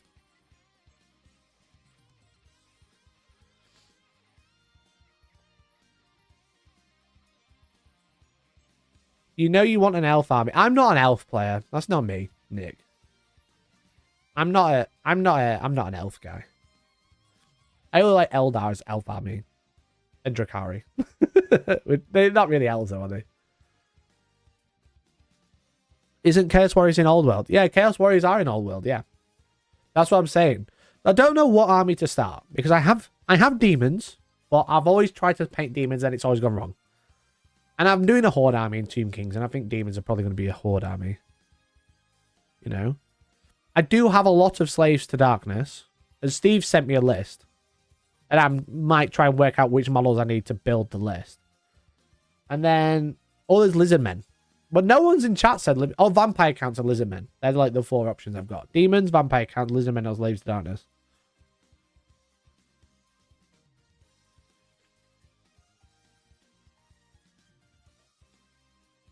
Hard boys equal orcs and goblins. I have orcs in Age of Sigmar, so I'm probably not going to do orcs.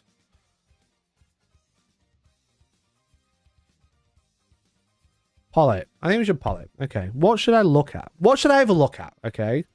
I'm tempted. Tempt me. Tempt me. Vampires. Vampires. Demons. Warriors of Chaos. And then lizard men. You've got to sell it to me there, chat. Don't just vote. Sell it to me. Why should I bother? Why should I play that army? I'm very much leaning towards Slave to Darkness because of the low model count.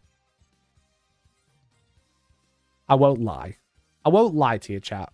I am leaning more towards Warriors of Chaos because of the low model count. Already sent all my old lizard men to Steve, so Chaos Warriors. Slave to Darkness for definite. Base converter, so dual use army. The thing is with Slave to Darkness and base converters, it doesn't really work because Slaves to Darkness are on 32 mil round bases and they're on 30 mil squares in Old World.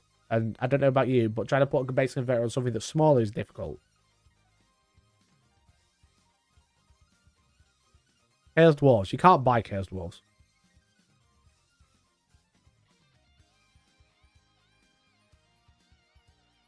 It seems like Vampires and Warriors of Chaos are the most popular. So, like, for Vampire Counts. Not Vampire Counts. Warhammer.com. That's what we need. So, Vampire Counts. Let's have a look what we've got. Let's have a nosy. So, Death. I already have Tomb Kings, though. And they're probably going to, like, cross over, right? I do want that. Filters. Oh, I did want that. Sort by... Oh. God damn it. Shop. 80 Sigmar. Soulblight Gravelords. That's what we want. So I've got this. I've got this. Games Workshop just sent me this. That would be quite good to put on square basis. Right. Okay. Let's get the legacy data sheet up. Is there a unit? Is there a unit list anywhere I can go? Maybe. What am I wanting? Warhammer community. Has anyone got a Vampire Counts unit list? That would be good.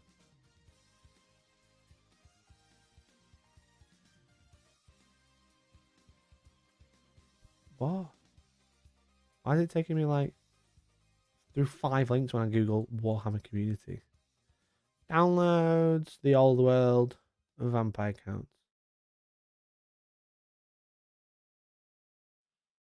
What's chat saying? Warriors of Chaos is definitely the most popular. We should probably start there. GW will not like it if you put their new models. They just set you for free on a square basis. Would be funny though. That would be kind of funny. Imagine. Thanks, Games Workshop. I put them in your old game. Just put them in your old game. Thanks, bro.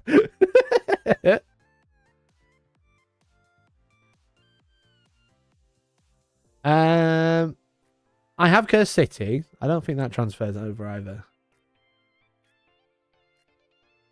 I want like just a list of stuff. They've got loads of vampires, necromancers, Strigoi Ghoul King. I want to be able to write. That's the thing. Old world builder. No, I need a list of models, not a list builder. Whites, Graveguard, Skeleton Warriors, Crypt Ghouls, Crypt Horrors, Bat Swarms. All of this you can still buy. Vargeist, you can buy. I have Vargeist. I have a Vargeist under the table. Think? Ah, I've got... that's a Vargeist, isn't it? Isn't that a Vargeist? Yeah, do I just have a vampire? It's a Vargulf Courtier, but it'd work as a Vargeist, right? Oh, there's 3. You need 3 of them. That's not going to work.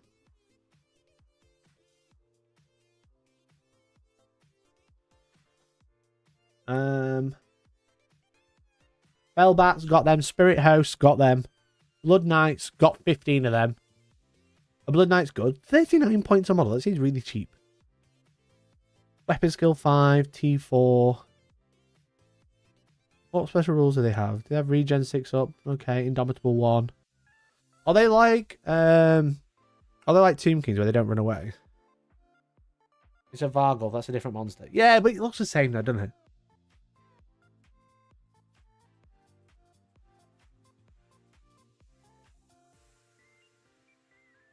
Legacy hours are also free to PDFs.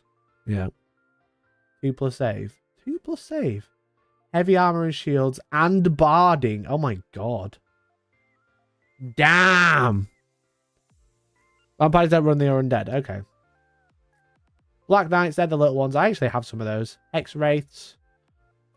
I do have some of them for my Nighthaunt army. I could transfer a lot of my old Nighthaunt into old world models.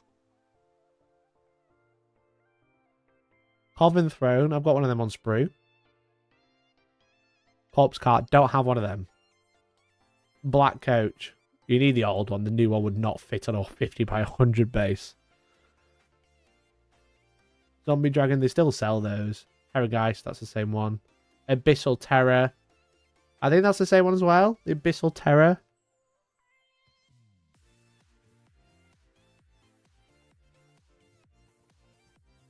I could take my old Nighthaunt army, get rid of all the stuff that I can't use, and keep all the old models that I was using, like the Spirit Hosts and the X-Rays, and base them back again. You have the Vargulf. Okay. I'm down pivot to Vamps. I think that could work. I think that's doable.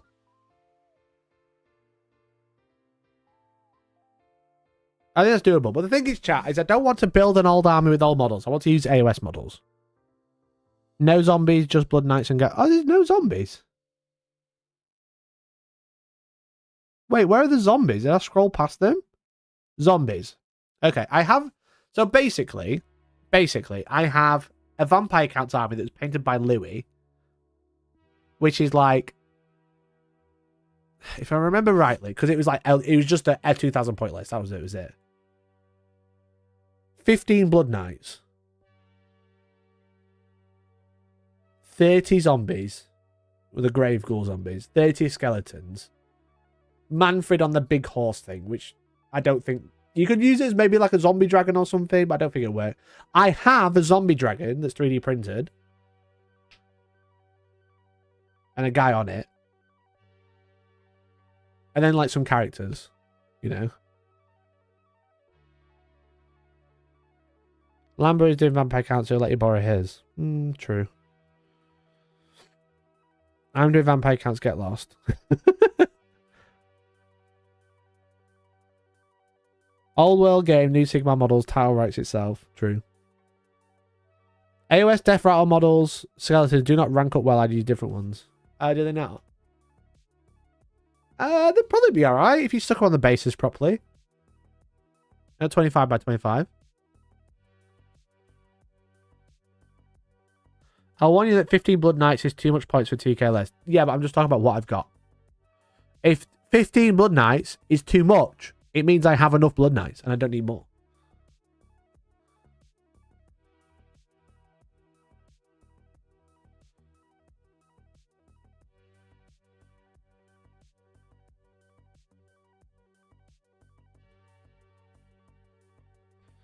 So Vampire Counts is doable at 30% votes as well. Warriors of Chaos. Why should I play Warriors of Chaos? That's the question, chat.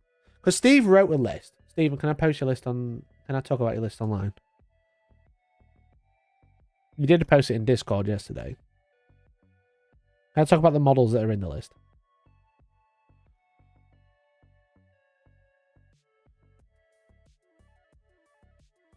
Yeah, do it. Right, okay. Steve sent me a list yesterday, or like a few days ago. I'm just going to delete all the stuff that I don't need, because we're talking purely about models. We'll get rid of that. Get rid of that. Get rid of that. That. And then that. Okay. So Steve sent me this list basically. Okay, this is just pure models. It's not like every upgrade on there. It literally doesn't matter. But I wanted to work out whether we could build that, how easily we could build this with AOS models. And bear in mind, I have a lot of these models already. So we need a Chaos Lord on Chaos Dragon, Exalted Champion on a Steed, a Sorcerer Lord on foot, 5 Chaos Knights, 20 Warriors, and 6 Chosen Knights. Obviously, Chosen Knights are like similar to Chaos Knights, but the Chosen Knights are a bit bulkier, a bit nastier. I don't think this is going to be that hard, because there's not that many models. There's what? 34 models?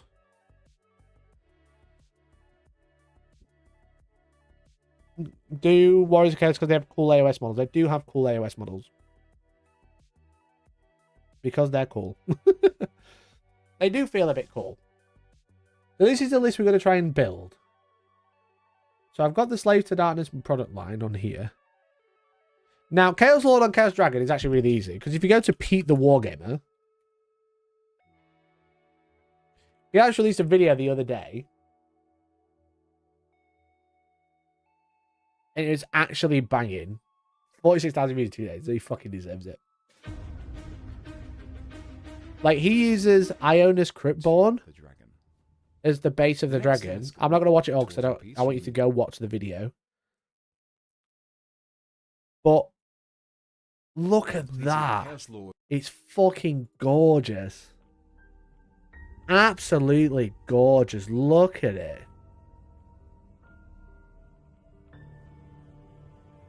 I'm surprised he didn't do a painting video about it, but there we go.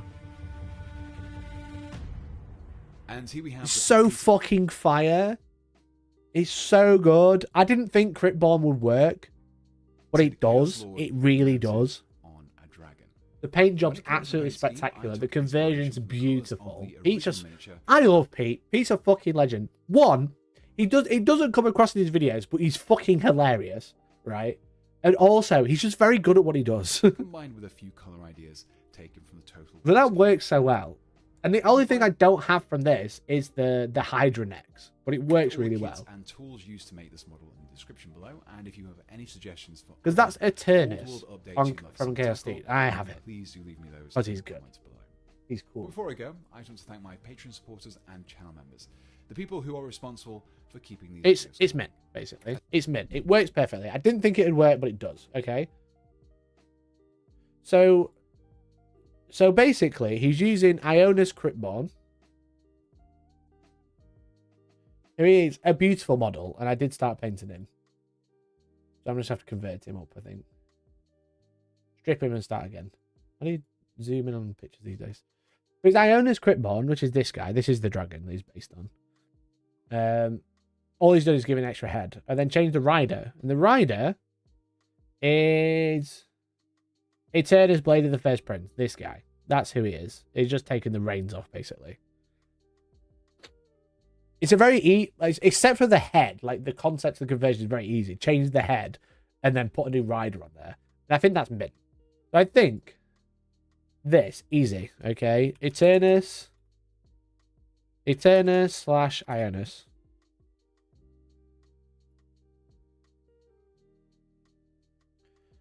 Okay. Exalted Champion on Chaos Steed, though, is a bit more of an interesting one because Eternus is actually on a demonic mount. So you could change the rider. I don't know if Eternus can be built as anyone else. I don't think so.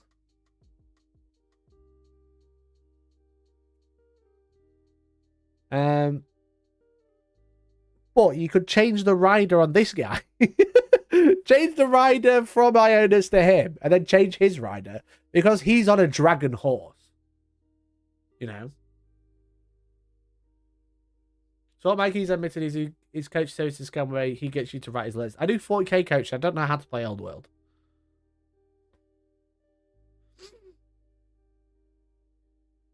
I don't know if I'll do the Hydra head. The green stuff is scary. It's easy, mate. Easy.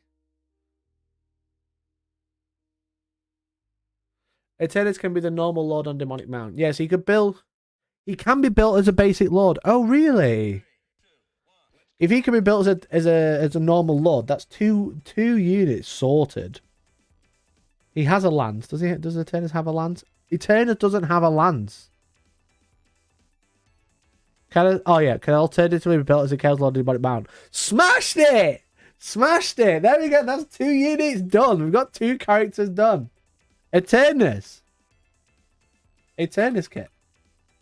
That's well easy. Wow. If you would do a demonic mount, you could use the Crackjack model. The Crackjack. You could use the Chaos dude on Lizard. Yeah, there's the. Is it Karanak? Krakanak? Is that what you meant by Crackjack? Karkadrak. There's also this guy on a demonic mount. I don't own him though. He is very cool though. What about the Nurgle dude on a horse? He's hot. Ooh. I suppose he's Mark of Nurgle. I think that's what this Steve's list said. He is Mark of Nurgle, so you could use the Nurgle horse. Do you mind? But I think using a Slave Sedanus model would be better. Because again, I've still got Maggotkin. I'm not getting rid of the Maggotkin. They're going to still be for Age Sigmar. But Eternus is on like an evil dragon horse. So I think that would work for a demonic steed. I think that would work really well. Nurgle Dude on a horse is fucking sick. He is, to be fair. But I'd rather keep him for Age Sigmar. I don't have a Warriors of Chaos army, but I do have a Nurgle army for Sigmar, so I'd rather keep it separate. I'm going to paint them fairly generic as well. Sorcerer Lord. Sorcerer Lord.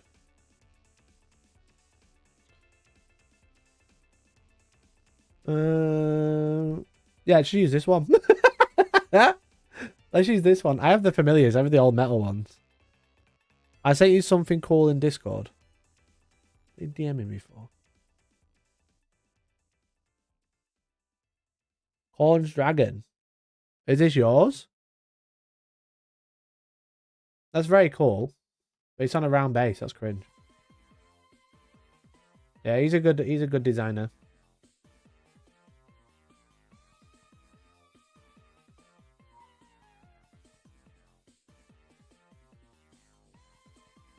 It's the same model though, isn't it? I think Pete the Wargames is much better. To be honest. Like, I like the armor and I like the body of the dude, but I think Pete's is better.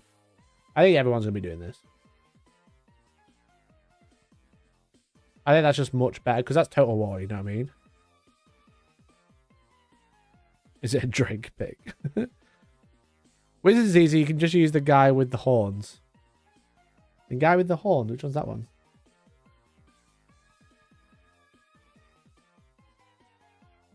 That guy.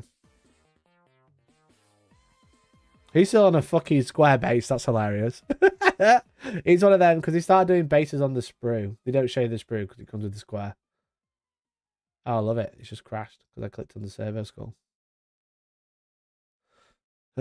I think sorcerers, I've got loads of Zeet sorcerers, but they wouldn't work. I want something a little bit more generic, I think. I think sorcerers is like one of those that you're probably going to be okay no matter what. I think I've got this guy. It's not very Mark of Nagel, but it's a sorcerer anyway. There is literally one called Wizard. Is it that one? Is it that one by any chance? Just remember, no armor for your sorcerers. All true. True. The Sorcerer Lord, I think we can leave quite open. I don't think that's going to be an issue. I don't think the Sorcerer Lord's going to be an issue, to be honest. Chaos Knights is pretty standard. The only issue is if you do this, you struggle for Chosen Knights, I think. Because Chaos Knights... Where are they? They're very cool models, to be fair. Chaos Knights are actually gorgeous models. Like, look at that. How do you get... Can you not zoom in on Games Workshop's website anymore?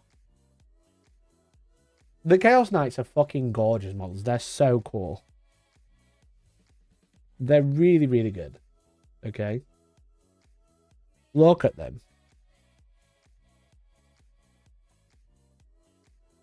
Chaos Warrior wizards can wear armor, can they? I thought all wizards couldn't wear armor. So Chaos Knights are really good. Easy. Sorted. So you just put... I'm not going to write anything down.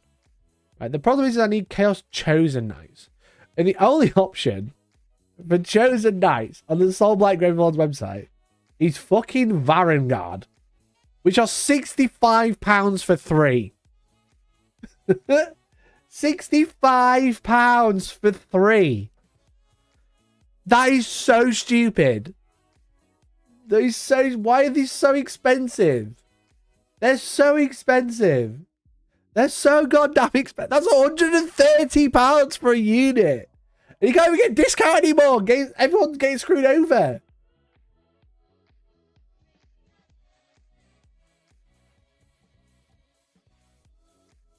They're sick, but they're so expensive.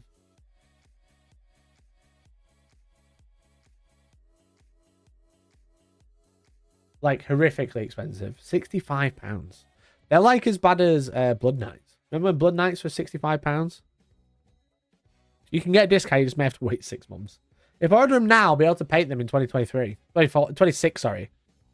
I said 2023, that was last year. I painted 12 of those buggers, so much trim and detail. Yeah, there's a lot going on in these lads. They're massive as well, so I do wonder if they'll rank... What base size are they?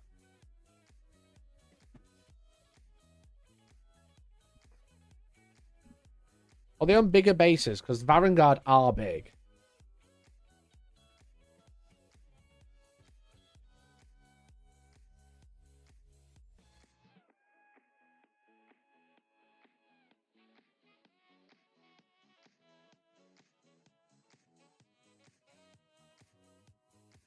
Chosen Chaos Knight. 30 by 60. That's the Bretonian base size, right?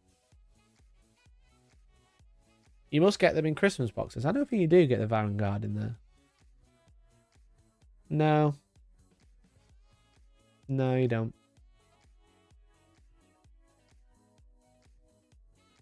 Will they rank up Vanguard? They're huge. Out of stock, we might never see them again. Also true. So I was thinking, would you take Chaos Knights and put Chosen bodies on them? Because Chaos Chosen, put me box number 5. Could you put the bodies on them?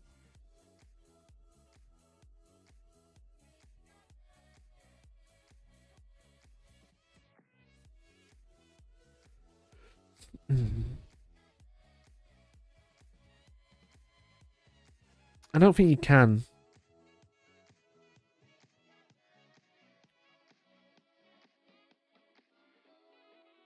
Could you convert? I'm just wondering if you can convert the knights into Chosen Knights rather than buying Vanguard. Just £65. This is Britannian horse. I don't think they'll fit.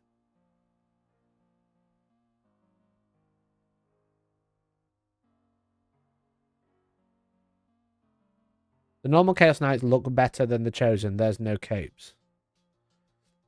You could, like, take the capes off and then put the capes on the Chosen ones. What's the base size of Vanguard? Huge, mate. Huge. They're on 75 by 42.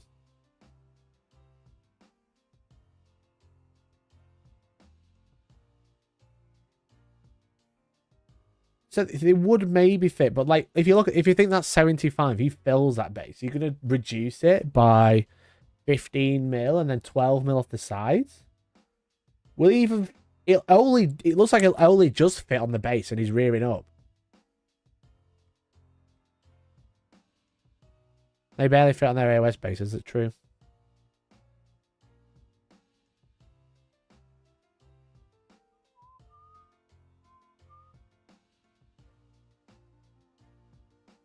And again, because they're all riding up, also having 3 of the exact same models twice would be shit. It'll work, it's just expensive. Yeah, they're very expensive. What about Chaos Marauders for the Chaos Warriors and then Chaos Warriors on horse for the Chosen? The Marauders are much, much smaller because they are the old fantasy models. The thing is with the Slaves of Darkness army, it's going to be huge compared to a Chaos Warriors army. Or Warriors of Chaos. Right, I'm going to text a friend, see if they've got any Varangar.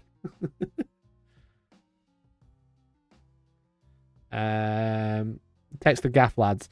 Any of you legends happen to have 6 Varangard doing nothing? Varangard doing nothing. Because I think that's all I'm missing from this list. Because Chaos Warriors, Chaos Knights. Chosen Chaos Knights are the problem.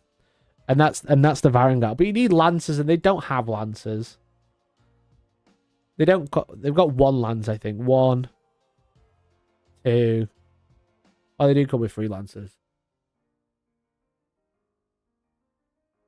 If they're meant to be smaller, be not as good, then it's fine for them to be smaller. No, but in the army, they look very weird, especially the Chaos Warriors. I think the Chaos Warriors, the guys on foot, are taller than the Chaos Marauders. They're the right size next to everyone's 3D printed army, is true. Very true. I think because Chaos Trolls. What are Chaos Trolls? Wait, what's a Chaos Troll? Chaos Troll. Fantasy.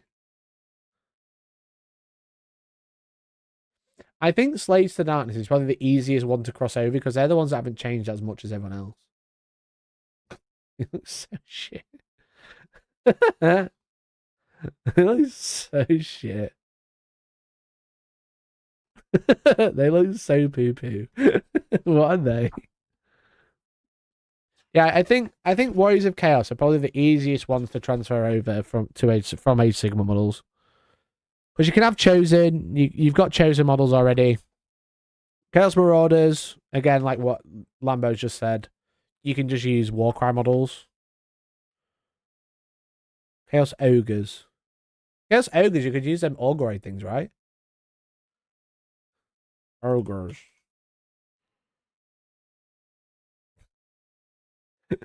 Games should be like, brand new release coming out next week. Hey Val, how you doing, bud? Thanks for tuning in. What about the new Sigmar Cavalier? Just chaosify them. The Cities of Sigmar. Cities of Sigmar. Order, I guess? Cavalier. That'd be a cool Chaos Dragon. Right? I have one of these I really want to paint as well.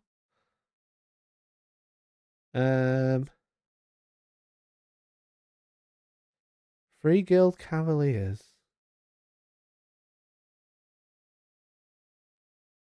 Interesting.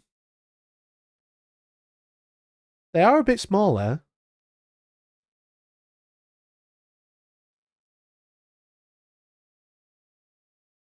They're definitely a bit smaller.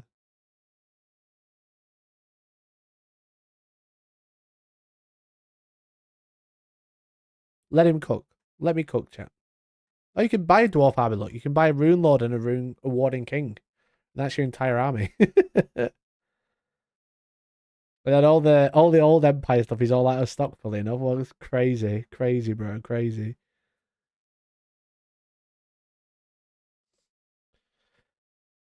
Chaos Trolls, usually it's chat.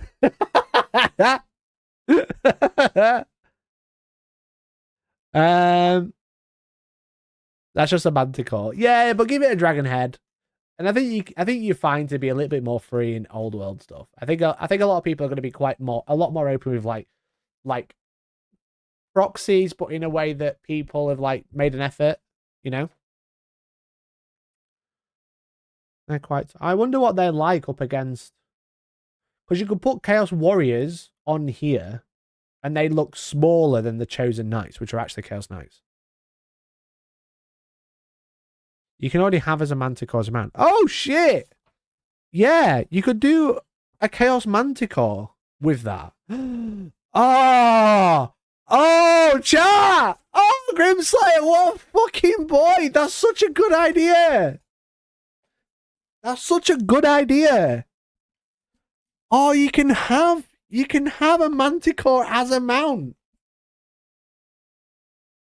So you could use the Cities of Sigmar Manticore as a Chaos mount. And I really want to paint this. And I just don't play Cities of Sigmar. Holy shit, that looks so good. Oh, fuck yeah. Chat, am I Warriors of Chaos player? A Chimera, 60 by 100. Will he fit on a 60 by 100? Oh, God. Who can ride it? Can you just take it by itself? What the fuck?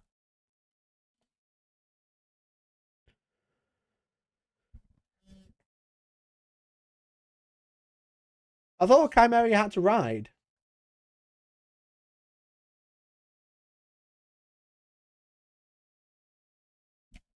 Chat, I'm confused. Chat, I'm confused. Manticore, a character on a Manticore. You don't have to have a mount. You can take it as a special unit. Yeah, you can. Chat, maybe I think I might be a Warriors of Chaos player. Chat, I think I'm a Warriors of Chaos player because I can have all the cool monsters outside of zombies. Oh my god! Oh god, I'm so excited. I'm so excited, chat. Oh my god. So I need Varangard. I have everything but Varangard. Because let's have a look at the other ones. Right, let's have a look at the other ones. Okay, let's have a look at some other random units. Let's do this. Let's do this. Right. You don't need Varangard. I do need Varangard. Do I need Varangard? So Cities Manticore. I have the Manticore. I have her already. That could work so well as a Manticore. So Champions of Chaos, I think characters are easy. I think they're transferable enough. What other units can't we get hold of? Chaos Warriors, Chosen Chaos Warriors, also easy. Chaos Marauders. So Chaos Marauders, we can use Warcry Warbands. Right? Because that just, or you can even use the old models if you really want to. Does Cities of Sigmar have any Marauder-like models anymore? Dark Oath Savages are perfect Marauders. They literally are Marauders.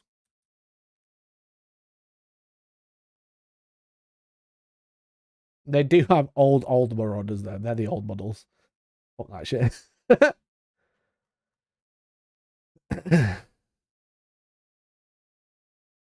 I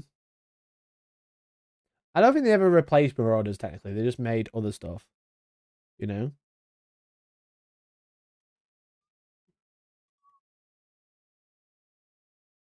I've got the Hordes of Hashut that Louis painted. Could use those, put them on square bases. Sorted.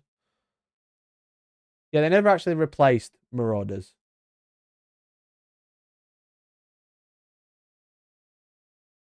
What's happened to my playlist? What the fuck?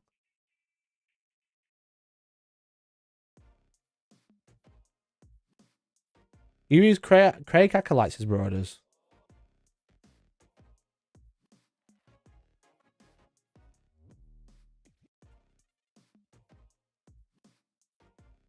Is this more old world? Did World Series hate this bad? Crosby, when have you ever won a game? Got him! If you need a sorcerer with a Nurgle mark, look at the Rotbringer sorcerer. I do have the Rotbringer sorcerer painted, actually. Hellstorm, Rotbringer. I definitely posted about it, maybe. I've got one of those painted up, but again, it's from my Maggot King army. I don't want to yoink from the Maggot King army, but I'm also tempted because then I'd have to paint one. But yeah, Craig Acolytes as Marauders is a good shout. So Craig Acolytes. Or Kyrick.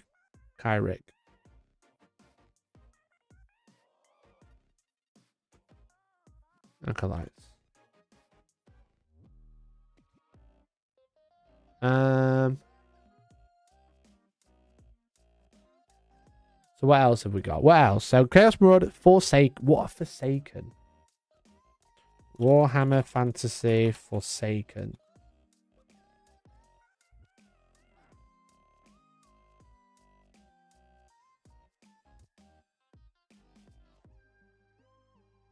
What the fuck are they? They're just weird possessed.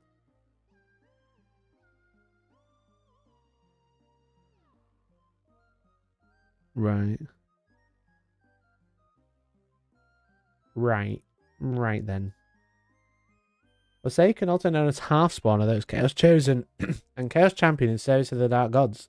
They have been grown too powerful to devolve into mere Chaos Spawn, and yet are too weak to bear the brunt of their mutation, and find their minds breaking under the weight, transforming into feral, but still powerful savage warriors. They're just possessed. I don't know if you'd use them, but I also don't know what I'd use for them. If I put Chaos, would that be better? Rather than, like, Slaves to Darkness in particular. Chaos.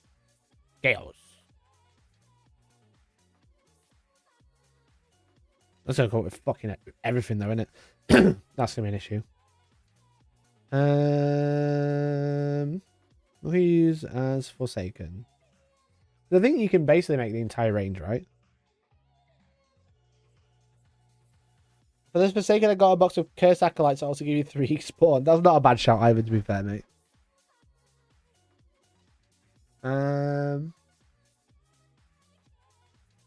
Yeah, so I've got one of these, so that could be just a quick sorcerer. There's also a Mark of Nurgle. But I'd rather not steal that from my other army.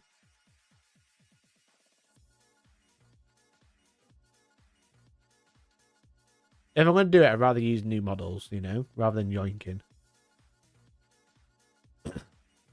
Why is Old World more exciting to talk about than AOS and 40k? I think the thing with Old World, right, is it still feels a bit exciting because it's kind of like a little game of like what you're going to use as what models are we going to look for, you know, and discovering all these models and being like, oh shit, that'd be really good for this and that'd be really good for that. You know?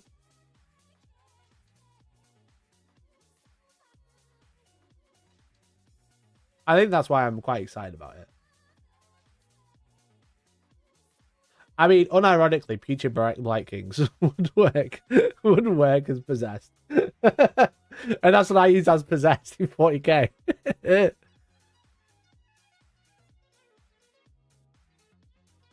I don't know if there's a one-to-one kit that we could use.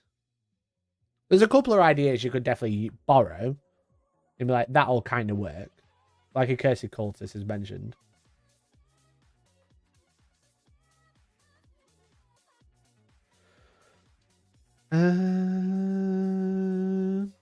But not like a one-for-one kit, I don't think. There you can go, you know what, they're just possessed. For example.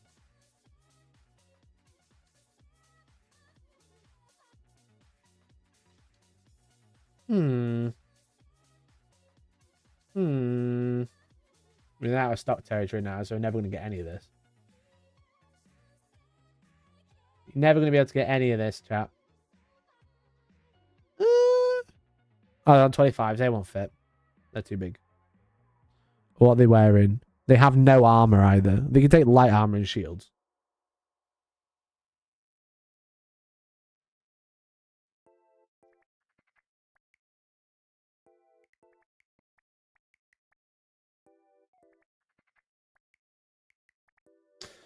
Okay. So there's nothing that's like one for one that looks good, I don't think. So it's new. AOS and 40k is solved. Yeah, that's probably it. You didn't get away as Slick Blade Seekers. Slick. What are they? As what? Marauder Horsemen. I don't think so. Marauder Horsemen don't have Chaos mounts. They're like demon mounts. If you use them as Chosen, yeah. But I don't think so. I don't think they work as Marauder Horsemen. Personally. So, Forsaken... Oh, no, they don't have mutated weapons and heavy armor. Oh, okay. They're on 30 mils. I looked at the wrong page.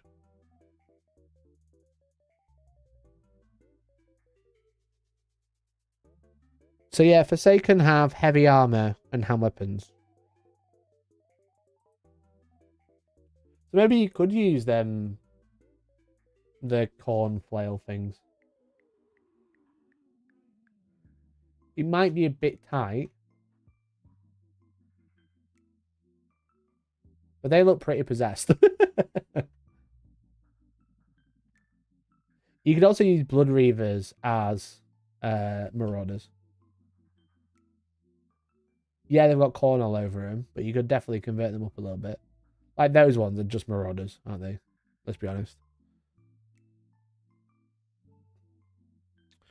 Chaos Ogres and Chaos Trolls. You can just use Ogroids, right? I'm going to go back to Ogroid. Ogroid Theridons. Because they're equipped with hand weapons and heavy armor. They look like hand weapons and heavy armor to me. They even come with a musician. Look at that. Champion, standard bearer, musician. Perfect. 3 to 15.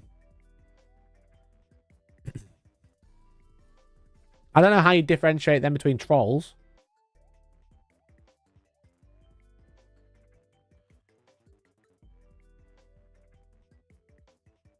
Ogroids. You can give them great weapons. Yeah, you can give them great weapons. I don't know what you use for trolls, though.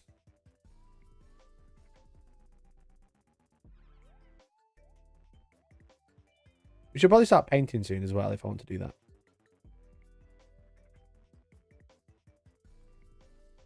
Trolls come in 1 to 9. You could probably use the character ones.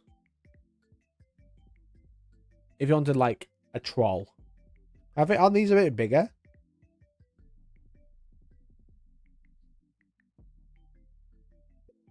maybe. Just take stone trolls and add spikes. Maybe. I think these are a bit bigger than the Ogroid Theridons. They could use those, maybe. Chaos Spawn, done. Chaos Knights, done. Chaos Chosen Knights, Varangard, sadly. Marauder Horsemen have a kit already. Chaos Warhounds. I think Warhounds are still a thing, right? Hound. I need to load it. I need to load everything back up.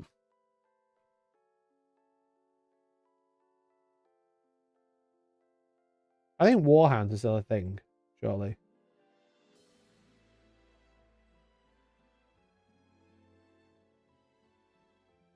Karanak. Chaos Warhounds. Yeah, they still have a kit. You could use Direwolves and put horns on them, to be fair. Chaos Chariot still a kit. Gore Beast Chariot still a kit. Manticore we've already spoke about. Chaos Dragon we spoke about. Chimera we spoke about. And then a Hell Cannon. The only thing you can't get is a Hell Cannon. Holy shit, that's crazy. Warhounds are a thing. Yeah, so they still have an old kit, but you could just use the zombie ones. The Soulblight Gravelord ones, if you want to use the new models. As if you can only not get the Hell Cannon. That's the only kit that we're going to struggle with.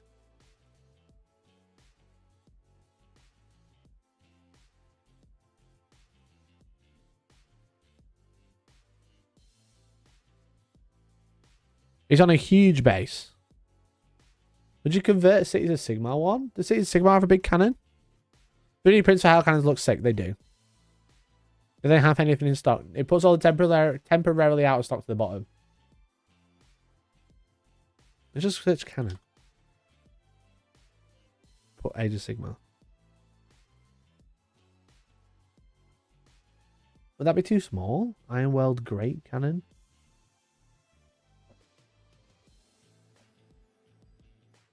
Imagine if this was a big Chaos Shield. Could that be too small as a Hell? The thing is, it's on a 100 by 150 mil base. I think that's the same size as the Tomb King Dragon.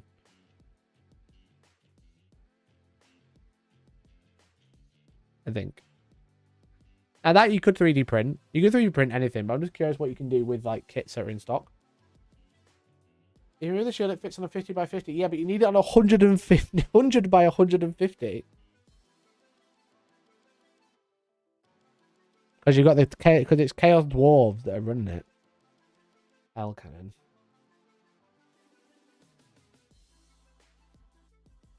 Oh, it was that one.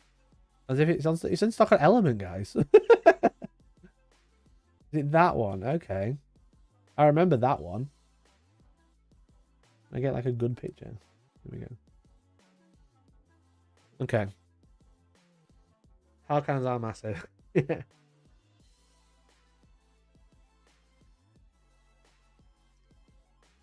What about the Ogre Cannon? Ogres have a cannon? Oh, it's on that big fucking... What's it called? Instruction. Ogre. Ogre. That thing? Iron Blaster. I don't think you're too far away with there. Get rid of the pig. Put a demonic mount there. That would work. If you put like a demonic mount there instead. That would be quite cool.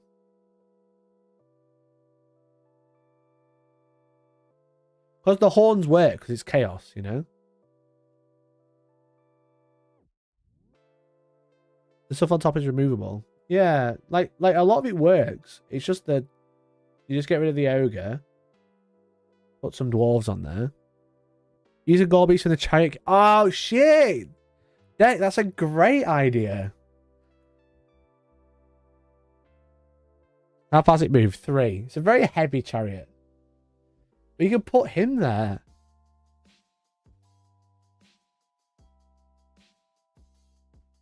That's actually a really good idea, Deck. Well done. Chaos Ogre manning the cannon. It's run by Chaos Dwarves, though.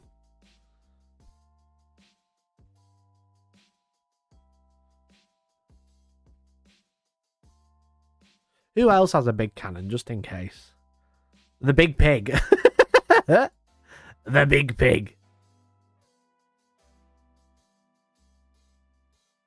I don't think they'll have anything that's usable.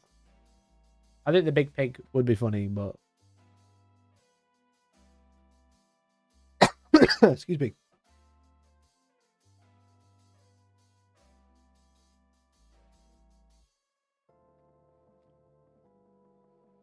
I don't think it has a cannon, does it?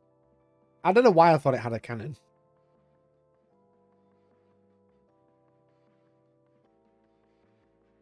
This is what I love about Old World. It's just coming up with ideas for making molds. Yeah, it's true. Yeah, exactly.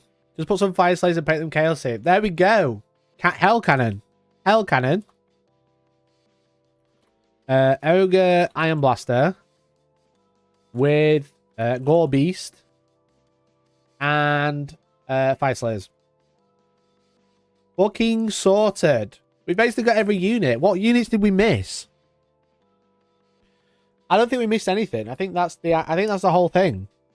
The only thing we struggled with was the Forsaken. But again, if we look at a Accursed Cultist,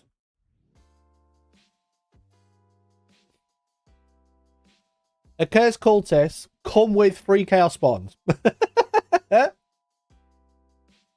Accursed Cultists come with Chaos Spawns for free. Just find some old ass plastic Chaos Dwarves. I don't think they ever did plastic Chaos Dwarves. I think they were all fine cast on metal.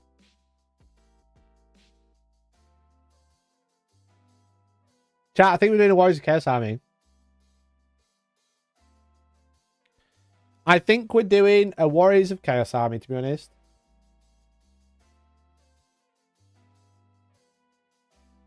Thanks for that gift face. Forsaken, Accursed, Cultists. I don't think there's anything in here that you can't get with an Age of Sigma model. Damn you all now have damn you all now I have to start a dwarf army. Hell yeah, let's go basic. There's 2 characters you can buy. Warriors Chaos would be awesome. Chat, I think we're gonna start a Chaos army. I think it's been decided. We'll start with that list that Steve sent me. And then we'll build on it from there. But I think we can pretty much get everything. Did anyone reply about my Vanguard? No. Fuck. Fucking Vanguard. Where do we see a power report? Member goal! Member goal, baby! Why is anyone bothering to wait for all our models? That's true. Why would you? You can't fucking buy them, so make them your own. Right, chat. I think we're going to do some painting now. How's that sound? We're going to Spongeblob the damn War Sphinx. Look, it's been sat there waiting for years. For literal decades, it's been waiting. Because that is the end of the news. Can't reach it. I'm so small.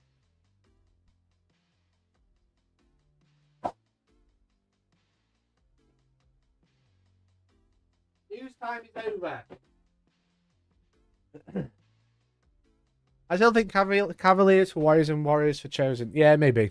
I'll definitely have a look. I'll build 2 up and put them next to each other and see what they look like. Because I think the Chaos Knights would work really nicely as Chosen, so it's just finding something that's a bit smaller. I'm enjoying your painting. I'm going to paint some Pegasus Knights. So we're going to paint the Chemical War Sphinx now. So we're going to do some Spongeblob in. Okay. So I just need to grab a drink. I need to change my paint water as well, I believe. And then we should be on to a winner. You know? How'd that sound, chat?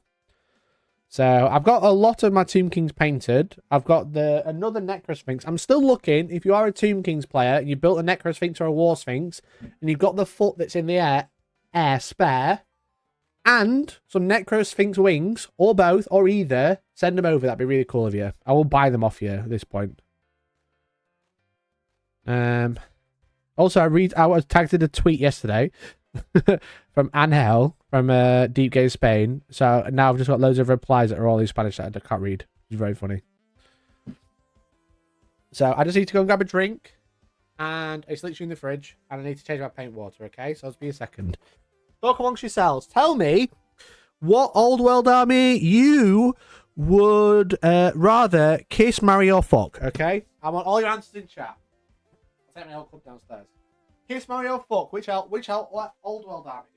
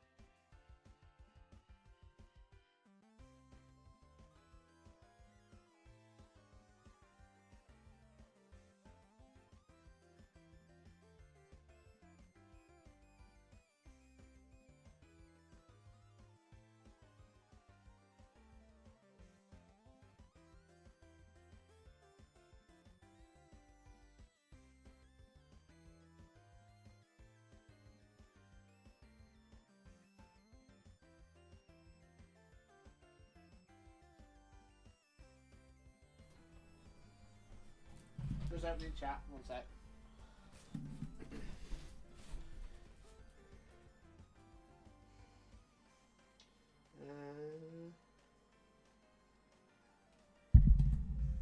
I have returned. I'm procrastinating on painting something. They've been base painted since I rejoined in 8th. Now's the time. Now's the time to paint them again. Fuck high elves, marry ogres for the food, and kiss vampire. There we go. Thanks, Nick. Tagged you in Discord. What did you tag me in?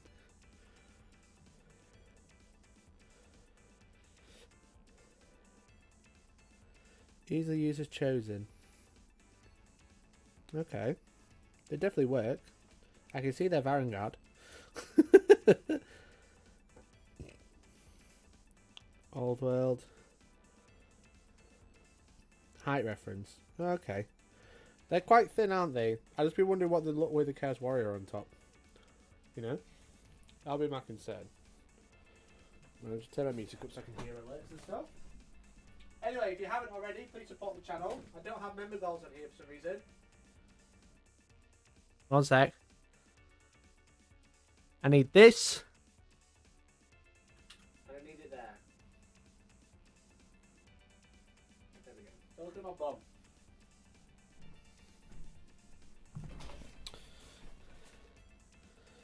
Right. Vampire Cat's married, demons kiss. You want to kiss a what type of demon? You gross fucker. I think you should leave the knights as they are less, so the chosen will get nice chaos armor. Yeah, that's what I mean. So I'd use the cavaliers as knights rather than chosen. So this is the War Sphinx. You might remember we built this on stream a couple of weeks ago. I've got the head separate just because I can spray it. So I sprayed it brown. We're going to Spongeblob it, much like we did with the shields. If you remember, I did this on stream on video. I actually did these ones last week for the battle report. These are for the other warriors that I haven't got them yet.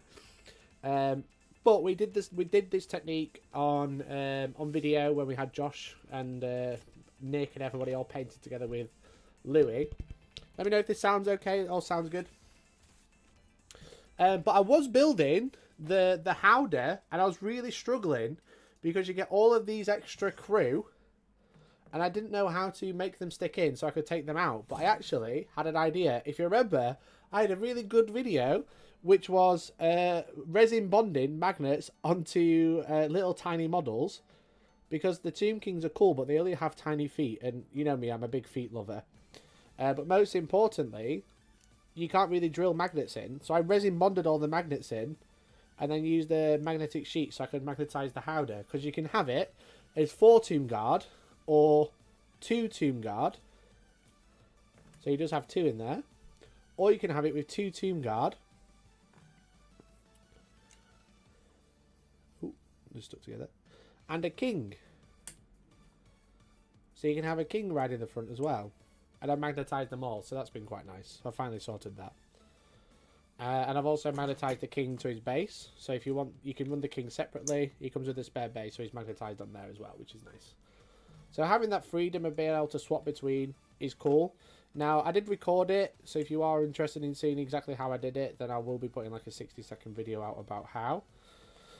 But yeah, at one point I just scraped all the detail of this and stuck magnetic sheeting because I was like, to be honest, most of the time you're gonna have dudes in there, you know.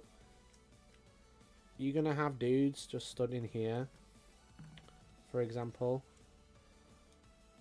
Right, I can hardly see the detail now because there's fucking feet everywhere, you know. I can hardly see the details, so it doesn't matter that it's a magnetic sheet now. So I did it before it was primed, so it'll like be blended in with the brown, which would be cool. So yeah, so I managed to magnetize the Howder, which is like one of the big things I was trying to work out. But yeah, just resin bonded the magnets on rather than drilling them, because if you drill them, you'll just fuck it up because they're too small. So just use resin to bond them in. So now I can have the Howder, and I can change between 2 crew, 4 crew, or a King and a crew, which is cool. Can't see the detail for the feet, exactly. I'm so distracted by all the feet. So yeah, it's just a little bit of ferrous sheet. I've not even glued it in, it's just sticky back. It's just this stuff that I've been using from Warmag. You've seen it in the past few videos. Shout out to Warmag, making a great product that I can use just for conversions now. But yeah, it holds really well. Like, as you can see, like, all it is, it's just UV resin just holding the magnet onto the feet. And then you can just drop them in wherever. And then once you're playing, it doesn't matter. You know, once they're in, they're in. You're not going to be picking it up by the Howder or by the crew ever because the spears are fucking awful. He has to have his hand over there. Because they only really fit in one way, you see. That's the problem. They only fit in like so. Basically. So they kind of struggle. But then once all 4 are in, you can hardly see the bottom anyway. So it doesn't matter that it's just a magnetic sheet. You're never going to be like, wow, what a great paint job, except for that bit in there. You know? You're going to pick it up and you're going to be like, wow, what a cool model. You know? Or you're going to not even touch it. But most people are going to be like, wow, what... They'll hold it by the base and be like, wow, what a cool model. You're not going to see the guys fucking... You're not going to be bothered about the Howders not having a detail at the bottom. So I got rid of it, I cut it off and then sanded it and then stuck a Warmag to it. So, but yeah, what we're going to do is we're going to Spongeblob this, much like we did with these. We're going to do the same sort of blue, I think, so I think that'll look quite cool. So it's going to be a little bit brighter than the normal one. And then we've got all the details, all the gold to paint. But once we've done this, we've got 20 Tomb Guard, a little bit more from the start set. Like, I've got to finish the Archers and the Spearmen, which I didn't quite finish for the stream last week. But speaking of the stream last week, it's coming out as a video this week. So if you missed the live stream where we played the old world for the first time on the channel, it's been edited as we speak by a new editor, which is cool, very exciting. And yeah, they're editing the video so I can release it as a separate video, which is cool. So it should be coming out this week, I hope.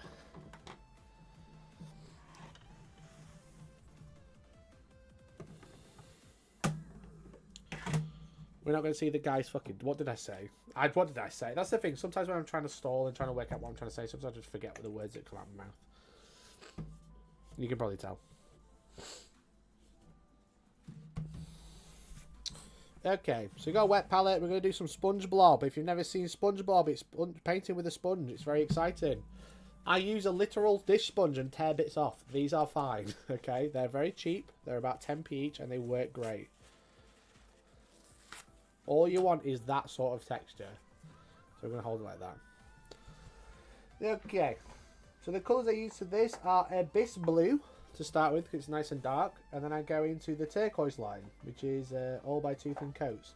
For these colours, we've got Sentient Turquoise, Cursed Blue, and Ray Gun Glow. Great paints. Great paints. I really like them. But we are going to start with a bit of black as well. No, he's mercenary. I might still be alive, but we'll see.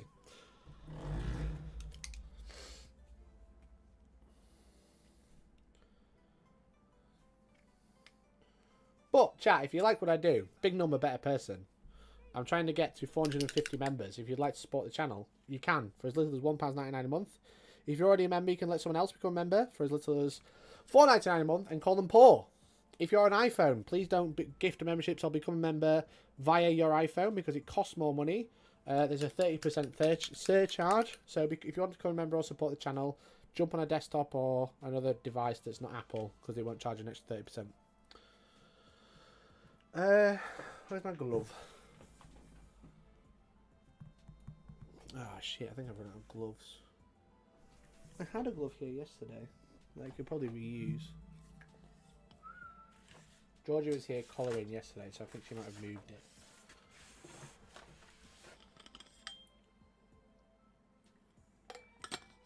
Oh, that's nice. I was using it yesterday for the resin, but I didn't actually get anything on my hand.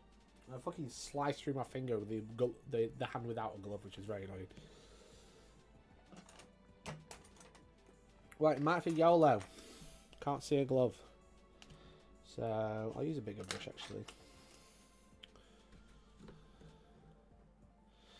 So we'll take... Actually, no, my kitchen roll.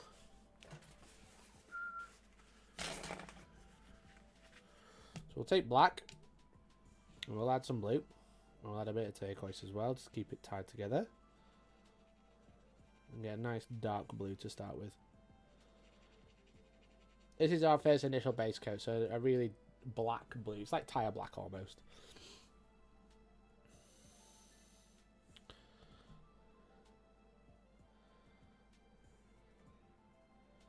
We'll probably make a bit more just because it's quite a big model.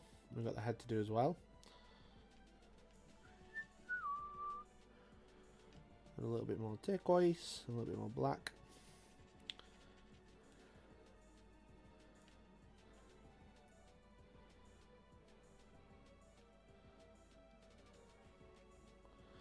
Cool. Who doesn't love the smell of paint on their fingertips? I mean, it's just annoying. When it's with sponge, because it's thick paint, it dries off very... It's a bit hard to remove. So I'm going to dampen the sponge off. I'm just going to roll the sponge with water in it and squeeze it just to get it damp but not soaking.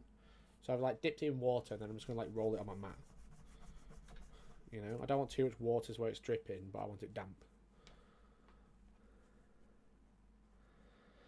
I jabbed myself right in the meat of my palm with my scalpel the other day. Bugger replace. Oh, it sounds it, mate.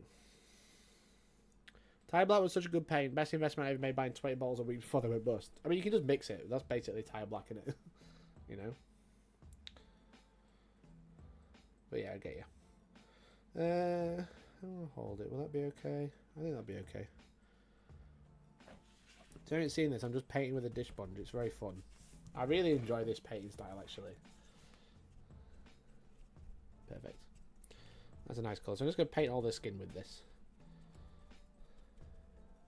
It's the biggest find of 2024. So when everyone starts doing it, just remember where you found it. Just remember where it all started. Okay? But yeah, I do like this painting style because it's very easy. It's not very messy and it's quick. You know, it's very minimal effort, and I think it looks quite good.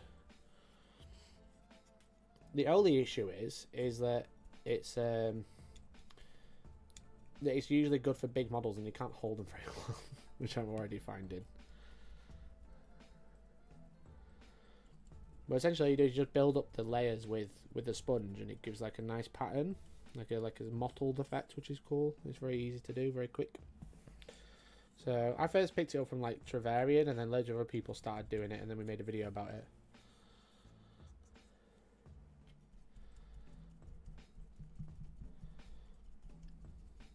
But because the paint's so wet as well, it doesn't like...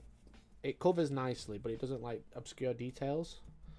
So you can kind of paint all over and then go back and do details afterwards.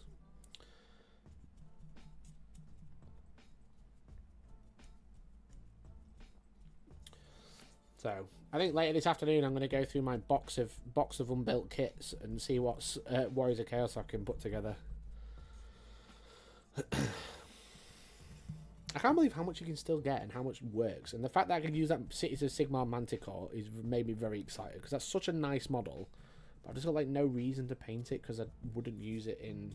I don't play Cities of Sigmar, you know? Like, yeah, I'd love to paint every single Age of Sigmar army ever. But because I don't play Cities of Sigmar, I'm just a bit like, when am I going to find time to paint this? I still got videos that I want to do for like my Space Marine army that I still haven't got round to.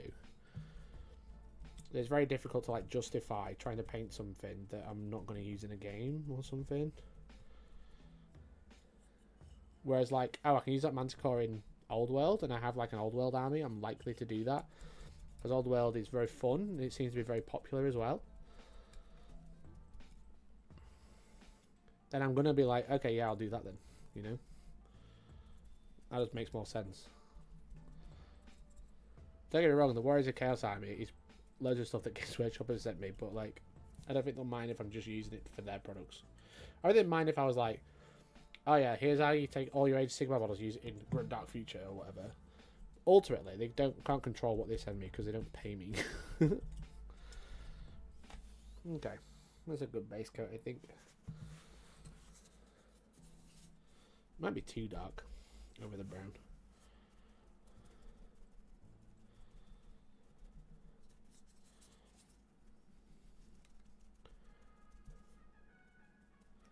So I've kept the head separate, but I've got to be careful because there's less places to hold it. But you got to make sure you get the sponge around. I wanted to paint the details before I glued it in. At the end of the day, they're going to make people buy the models. Yeah, literally, it's to promote their game, so I don't think they're ever going to have an issue. So I'm just going to add some more blue and turquoise into this mix now to make it more of a blue. A bit more water to keep it nice and thin.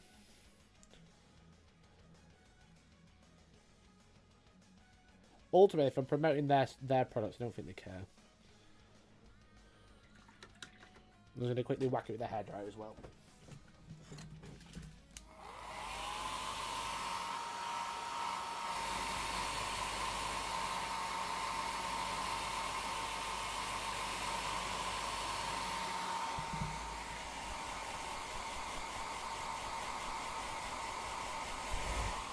Cool. Let's go for the next colour. This is going to look very bright, but it's obviously going to dry darker. Nice. So basically as you do this, you try and avoid, you just start avoiding the recesses as much as possible. And then start focusing on highlights. But because you're using a sponge, it's very hard to paint the recesses anyway. But essentially you're going to paint it all over with a sponge and then wash it, if you want to. Sometimes I don't bother, like on the Scorpion I did originally. I didn't. On the buildings I didn't. But then on the shields, I think the blue wash really helped.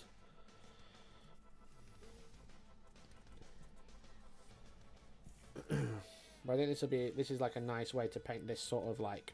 You could go marble. You could get an airbrush, do some marble effects and stuff. But I think this is going to be like... One, very hard to hold. Without getting my fingers everywhere. I think this is going to be like a nice way to have like this sort of like mottled effect. To be like, yeah, it's made of stone, mate. You know?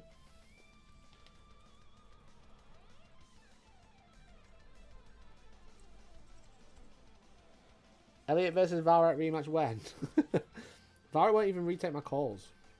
Did you not see the stream on Monday where he ignored me? Used me for clickbait and then wouldn't even answer the phone for like clickbait. He could have had a video out of it and it just didn't. So he just needs to return my calls and maybe we'll get a rematch set up.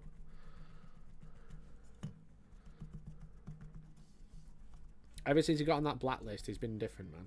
I think he's better than everyone else because he's on the blacklist and no one else is. He's a changed man.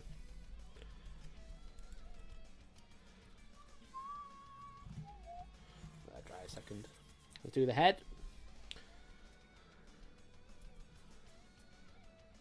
I think the trick is with this is just when the paint's so thin, it just blends so nicely. I think if you do paint too thick, it looks shit. But if you do watered down paint like I'm doing, it's annoying because it takes a bit of a while to dry. You have to keep hair drying it, but it just blends really nicely. And I'm probably gonna have this skin done in the next 10-15 minutes. I think maybe a little bit longer, but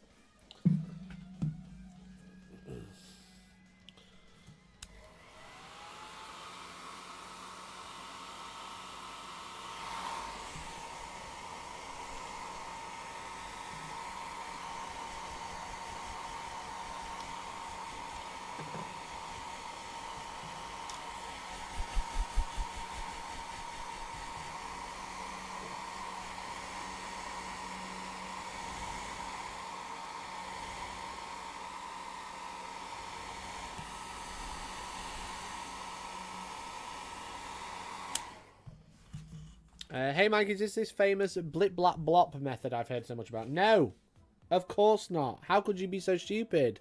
This is clearly Spongeblob.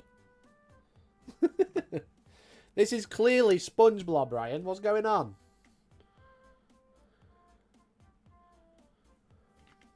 How could you make such a grave mistake like that? Whereas I put way too much paint on there, so I'll take the lid off. My mistake. Yeah, it better be.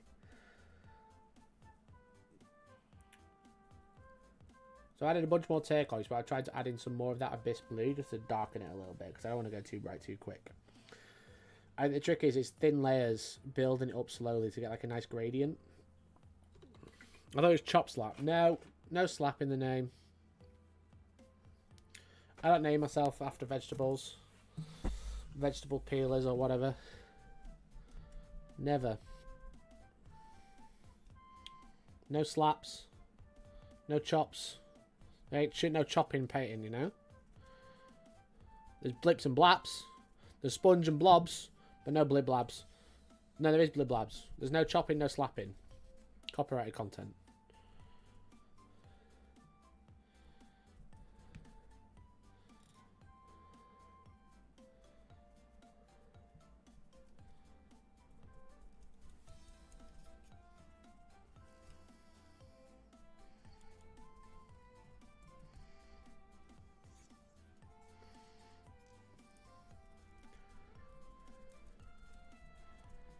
Okay, I think I need to might go a bit brighter already, to be honest.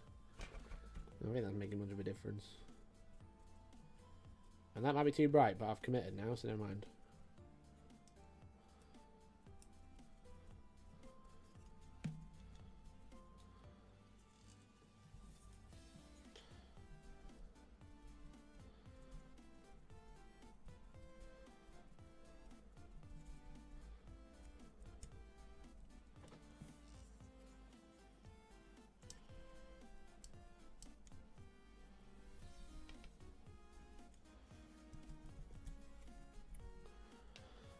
I don't believe in the blacklist. As the saying goes, any publicity is good publicity and makes GW money by promoting their products, and Valrak has a lot of views, so it would make sense for GW.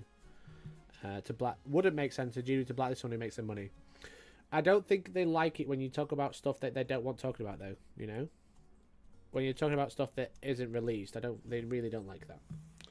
The blacklist is definitely real. I don't know, I've never been confirmed if Varak's on it though. I imagine he is. But like I don't know. I've never been explicitly told. That's too bright. Needs to wipe more paint on your sponge to your jeans. Thanks, mate. Also, why they blacklisted him from? They already didn't send him stuff. I think it's from like third-party licensees. You know, I think that's the blacklist. It's like don't work with these creators with like third party products, like Noble Chairs, for example. That's like probably a good one that Varak would have probably been like primed for, and like he didn't get one. Now that might be because they didn't want to send him one because they didn't think of, but especially when like Varak works with overclockers and Noble Chairs is a subsidiary of overclockers, you know. I mean, that's like maybe a prime example of something he might have been blacklisted from.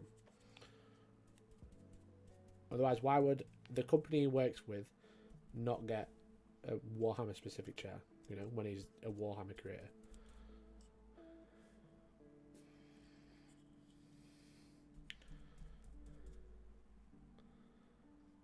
Oh, so he has to buy his own chairs and computer games? Maybe. I think so. I think that's what it probably comes down to. That sort of regard, not models. Not stuff. He's not. He already wasn't on the list for GW products from GW, but I think it's more like third-party licensed products that are Warhammer related. I imagine. You know.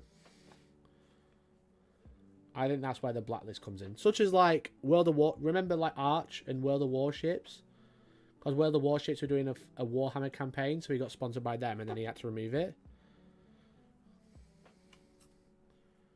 Not to say Varrock is like Arch, obviously, but like if there's a list, they're on a similar list of like don't send it. If there is a list, I think there is. I think they're probably on a similar list, but for very different reasons. You know? So yeah, you might be like, oh yeah, you can't buy computer games, but it also denies sponsorships of Warhammer IP. You know?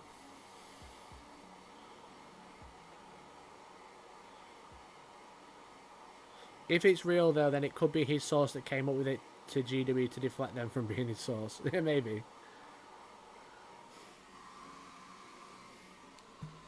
New video, YouTuber compares me to Arch. Yeah, but you know what I mean though. You know what I'm trying to say.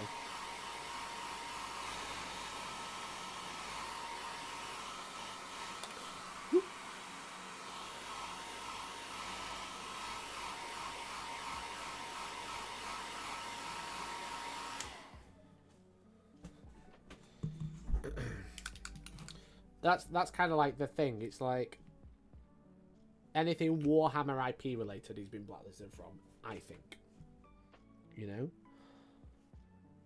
So like it might not be much, he already wasn't getting stuff from Games Workshop, but it's still an impact. But you got info for SP2. I don't know what's SP2.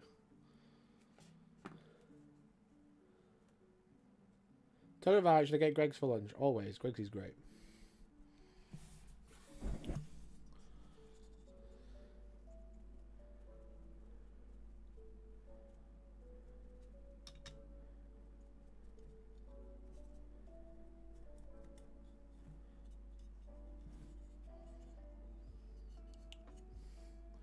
It'll annoy him about Space Marine. Yeah, because it'd be surprising if Varrock got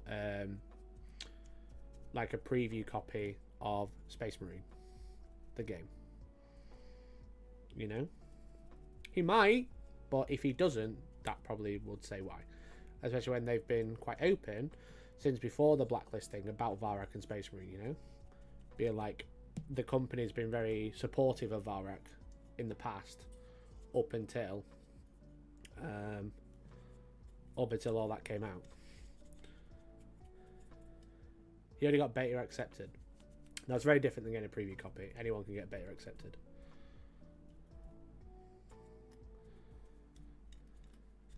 Right? Beta accepted were open, public.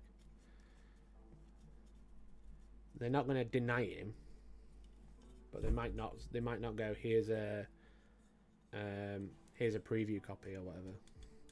Here's a preview code for free.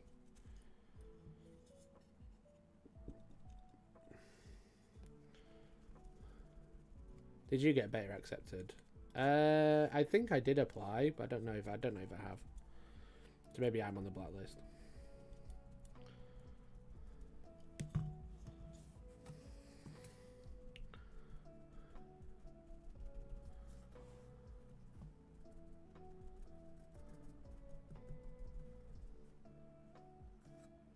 Not everyone can then. It's a public thing, so anyone can. You're being facetious.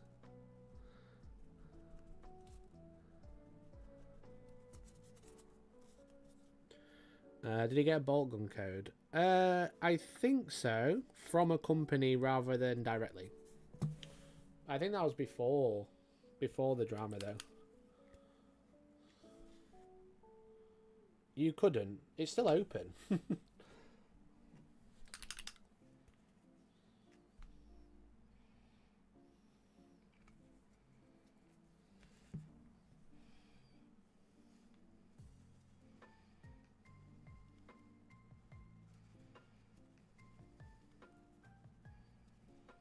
So I'm adding in some Gerster Blue now.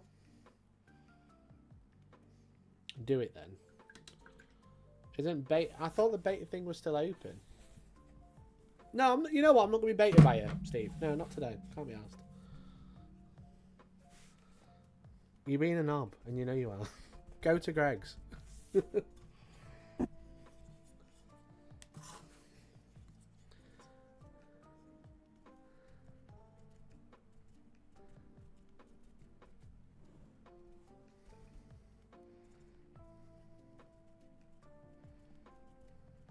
There we go. Get a nice mottled effect now.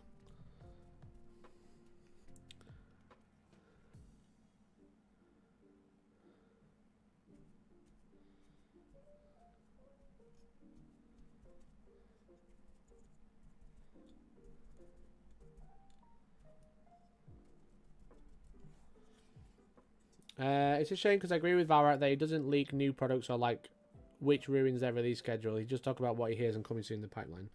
Yeah, but companies don't like that, mate. Companies don't like you leaking their stuff and talking about stuff until they're ready. And that's very obvious, you know?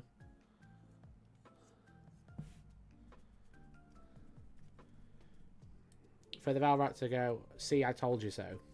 I don't think people like that. It kind of makes a mockery, I think. And Games Workshop don't like it when you mock them. Trust me, I would know.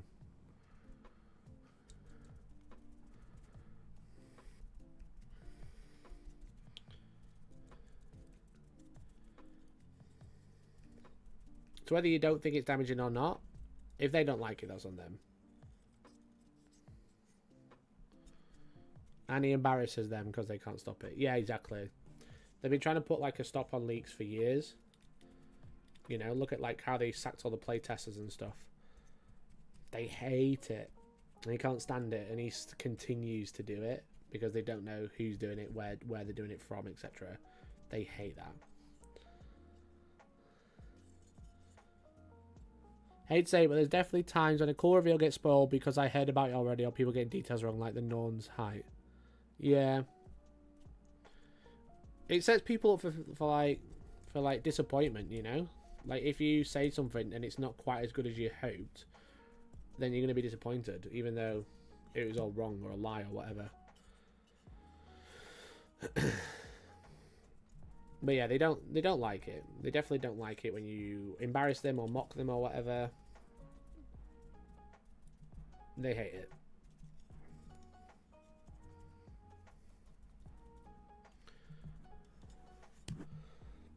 Now look at like the 10th edition launch. They hated me. They're still getting shit for that.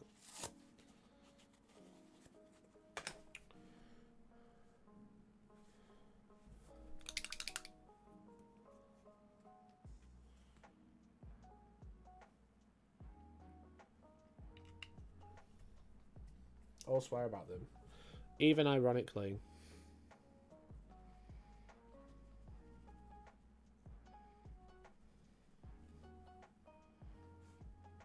Yeah, basically they don't like it when you embarrass them.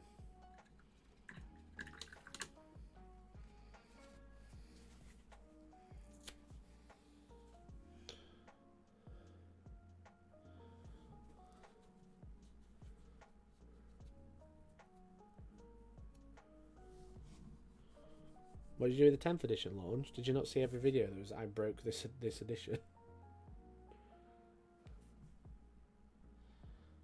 Were you there?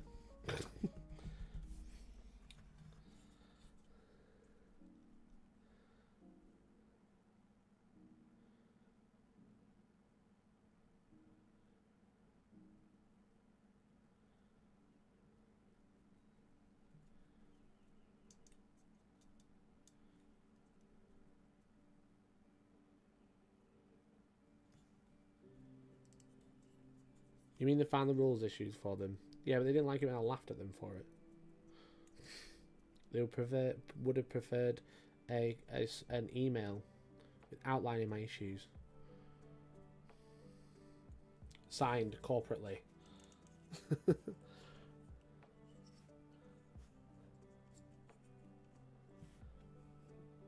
They need to not trust the clickbait so much. Oh yeah.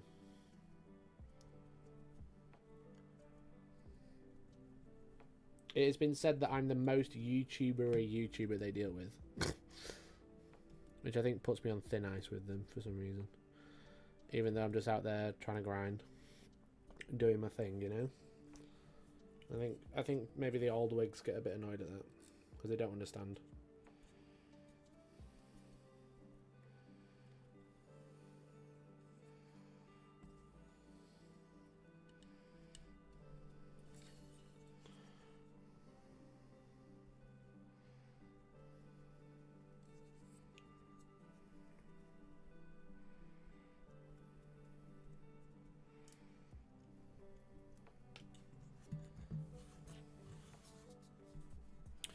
The most YouTuber, you need a badge on with that. I do. It's because I'm inspired by like other like big like actual YouTubers rather than like people in the Warhammer space. Whereas everyone in the Warhammer space is kind of just doing the same thing. Painting tutorials, rules discussions, new release discussion. As I try and do it a little bit differently, I don't think they like it. But I'm not asked. I don't see what anything I do is wrong, so.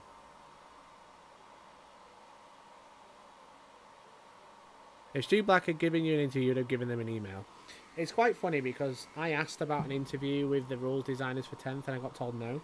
Never be a possibility. And then and then they did one with everyone else and I was like, okay, cool. Sound. But yeah, exactly. It annoyed me a little bit, that, to be honest.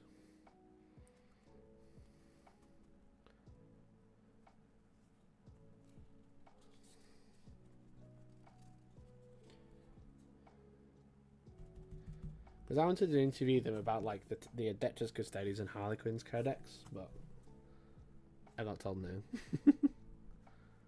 Oh, that would have been a well good video.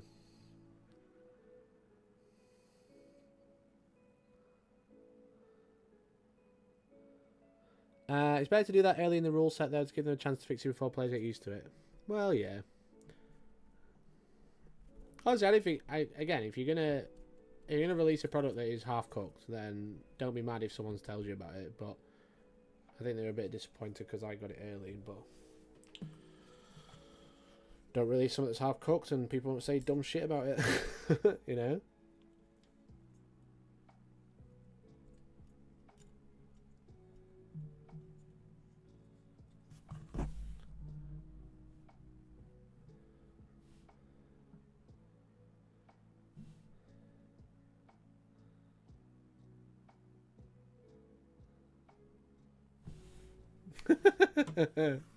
Oh, that's funny.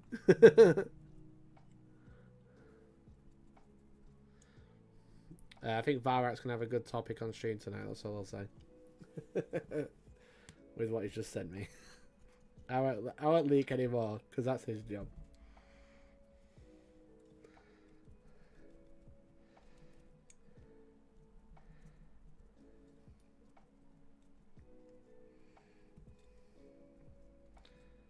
I think somebody might have called him out, which is quite funny.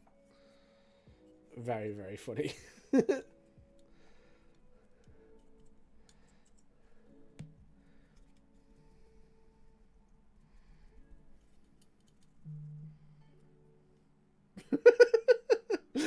Oh, chat. I can't link the DMs, but it's quite funny. I'll definitely watch Varak's stream tonight. That's all I'll say.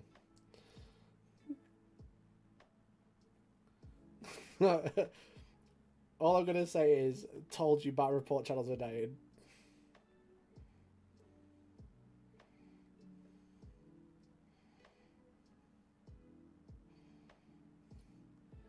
He just sent me this off of Reddit. He just sent me this on Reddit, okay? Not to leak anything, but he just sent me this. It says TT Pod leaks alpha leasers. Anyway, speaking of people not liking leaks. That's very funny. What time's it going to stream? Sometime this evening, probably. I don't know. I'm not sure what time Valorant goes live. But that's very funny.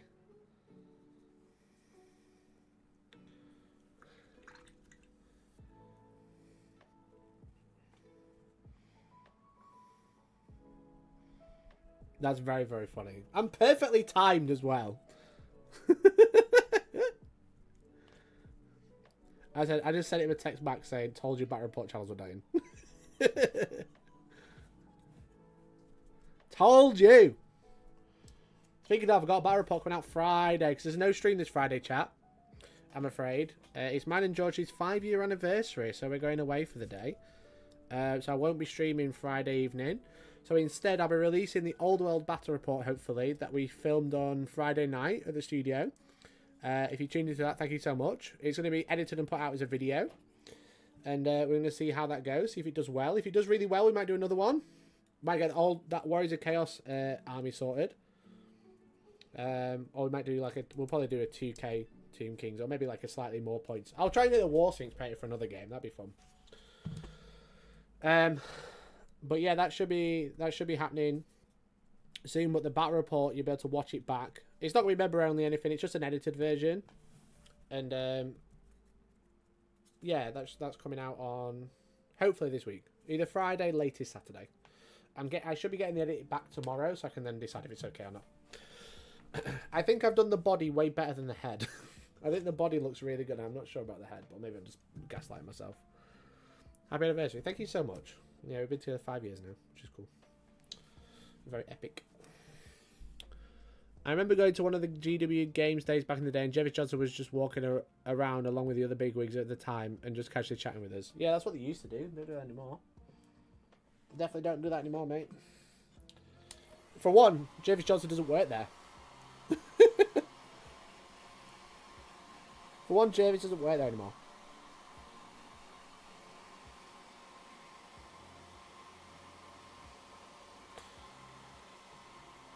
Games Day back in the day, they showed off loads of feature stuff and they just told people stuff. Yeah, that's true. Not anymore.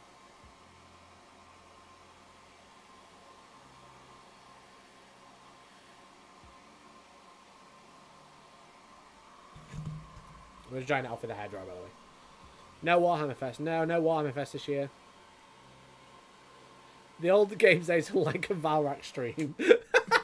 That's why he's done so well. He just monopolised Warhammer Fest into live streams. Warhammer Games Day, sorry. Okay, so that's all the sponge painting. That was relatively quick. Maybe a little bit longer than I said. I think it was 5 to 10 minutes. It went too bad. I think that looks quite nice. I do think it's a bit bright though on here, so this is why we're going to do some washes to bring it back down. Especially, I think the head looks a bit bright, but I think it'll look cool when it's all together. Especially because it's going to be surrounded by gold. So I'm going to take a blue wash. We've got Tempest Blue. This is a really nice wash, this one. We're just going to water down some wash and just slap it all over. It just helps bring it down a little bit.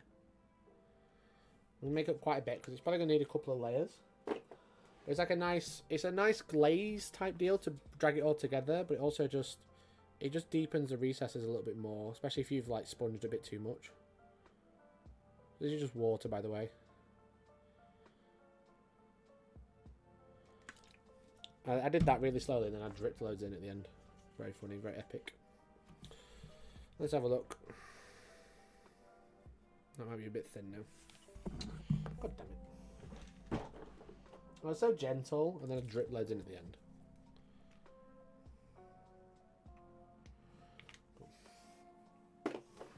So it's just water and wash, basically, chat. Nothing crazy. And we water it down so it acts a bit like a glaze, but still acts like a wash at the same time. Perfect. So what we're going to do is we're going to paint it all over in sections so we can be careful, and then just, like, don't let it pool. Like, I know people say don't let washes pool, but this is kind of important because you don't want it to like ruin what you've done with the sponging.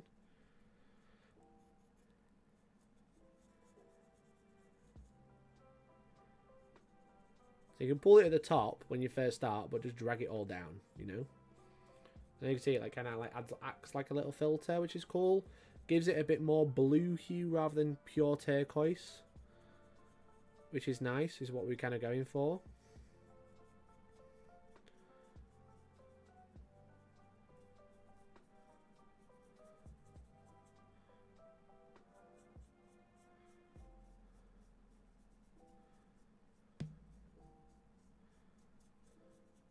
We'll stop there because we don't want any you kind of got to work quite quickly when you're trying to paint it all over, because you don't want it to coffee stain, because it will coffee stain because you've watered it down.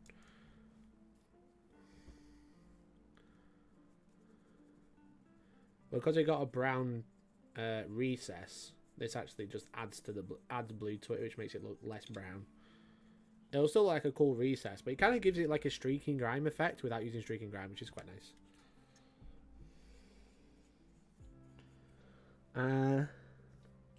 The old games over full as fat sweaty men as a VAR extreme. So mean, Steve. Missed underneath his legs like a numpty. So that's half the body done. We've done the top already. So we'll just hold it the other way and try and do this side. Hold it by the tail. I'll do the tail last. So yeah, feel free to glob it on at the top, but then just keep dragging it down. So I'm not using a great deal at a time, because I'm just trying to add some depth, but make it feel more blue and tight altogether. And it's gonna make it feel a bit marbly, which is obviously what it's supposed to be. It's supposed to be a war construct made of marble. Because of the sponge pattern, it's gonna like sell that effect a little bit without having to like do like straight lines and stuff. Because I don't think like the airbrush lines look very good as marble. The best way to do it is with a wet wipe. That'd be a cool way to paint the War Sphinx.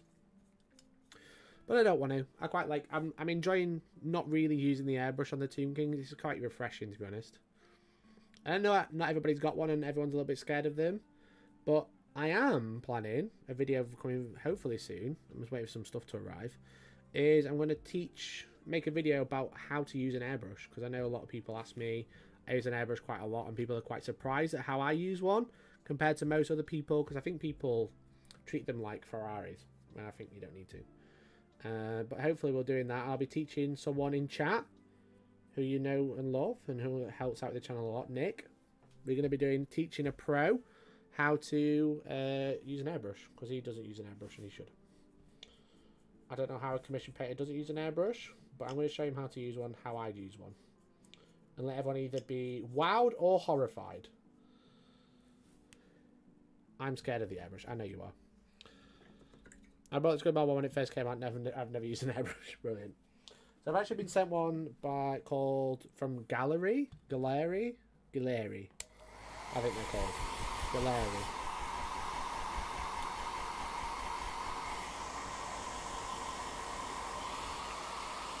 And yeah, so I'm going to be using that one because they sent that through, and I got some cool models to paint with it. So I've done the body. I'm going to do the tail in a minute when it's dried off, so I'll do the head while waiting. Thing's looking sick. Thanks, bro. Were you 45 minutes? Are you going to teach him how to use a shit airbrush? What do you mean, how to use a shit airbrush? It's a nice looking airbrush. It's really fancy, actually. Painting Phase just did a video with one, I think. It's a good airbrush, I'd say. Airbrush is like one of those, like, it's kind of like the same as paintbrushes. You can buy a nice paintbrush, but ultimately it comes down to how you use it, you know? You can paint some really nice shit with a shit airbrush. A shit paintbrush. More like 40. I'd say that's not too bad then, to be fair. The skin's almost done. Could do with the highlight maybe after these washes in 40 minutes. That's not bad.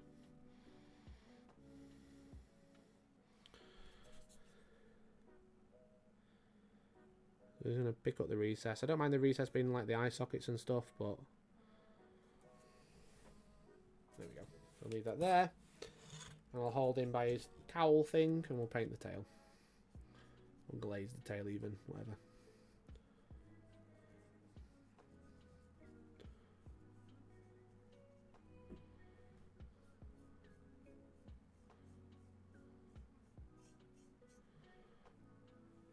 But yeah, I firmly believe that the airbrush you have doesn't add to how you use it. It's all about skill and knowledge. I use like a 20 quid airbrush, and I have for years.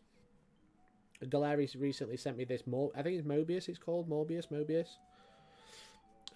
which I'm excited to try out. But they're not paying me, so if I say like it's shit, it will be, you know. I haven't tried it yet. I'm going to be trying it on the day with Nick. But yeah, I don't think an expensive airbrush means you can paint better. I think they have a lot of features. I think it comes down to feature set, and like there is smoothness in like needles and stuff. Obviously, everything when you buy stuff cheap, you might get a dodgy one. But a lot of airbrushes, it's just like as long as it's clean and the needle slides nicely and it shoots air in the right direction, you're probably all right.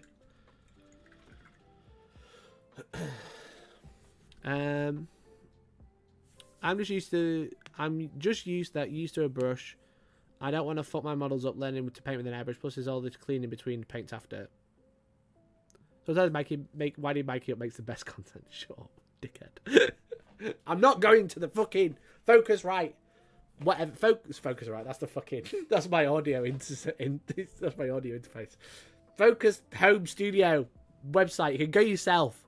And also, fuck off.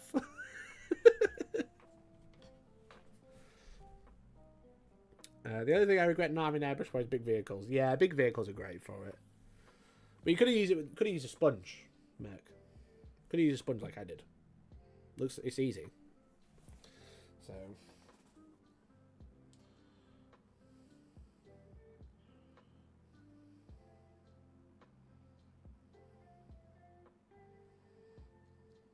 I was texting about right back. Okay, right, quick whack with the hairdryer again.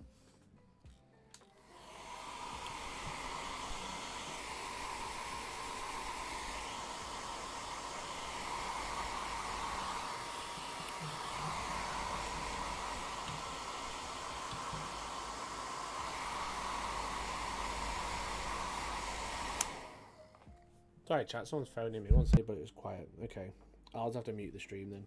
I'll click this bit out. It's just a delivery. I've got a printer coming today, basically, but I obviously talked about where it was going. It's not like super private. The topic wasn't private, but hopefully you couldn't hear what I was saying. Ah, fuck's sake. God damn it. Should have left the hairdryer on.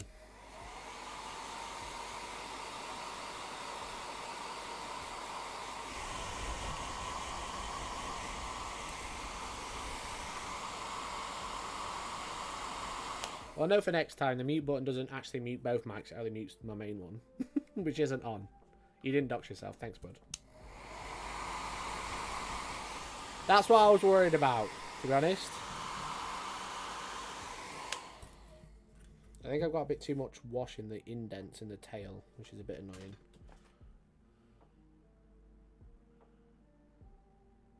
I can rescue it. Just take it out a bit.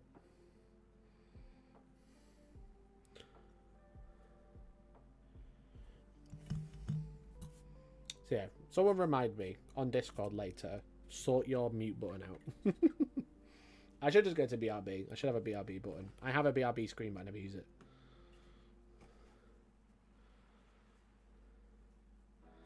The difference I found between different airbrushes is ease of maintenance. Yeah, ease of maintenance is a big thing. Yeah, the maintenance thing. Like taking them apart, getting stuff in to clean them is a big difference between expensive and cheap airbrushes, in my opinion. I totally agree there.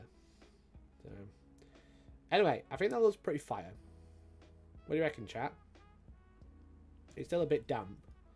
But what do you reckon? I don't know if it needs another wash. I've made loads of wash. I was expecting to do 2 layers. I think that looks really good. I think the heads come together now as well. We all heard you confirm your subscription to Big Nuns with Guns monthly. Yes, chat, so become a member. I need 13 members to pay for my subscription. That was pretty good, I think. That was decent. Okay, so we're going to have to let that dry. I'll save the wash in case I want another layer. But what I don't have...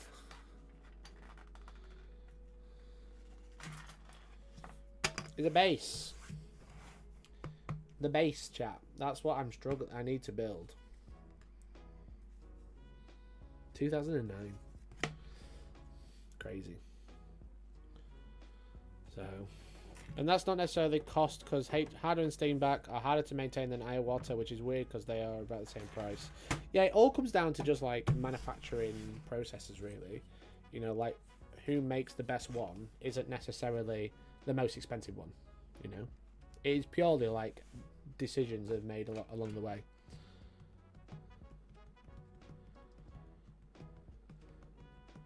What's it even done with secondary school when they made this base? Me neither. I finished secondary school in 2010.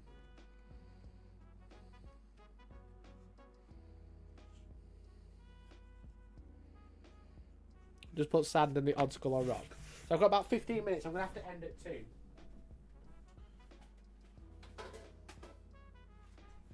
I have to end the stream at 2. Well, I thought we could have a look at some bits we could use for the base. I've got this piece. That's from the bone dragon, which is quite cool. I've got loads and loads of skulls. I just put loads of gravestones on. It's so funny, all these gravestones. They look so weird on Tomb King's bases, but it's from the vampire. It's for the vampire counts.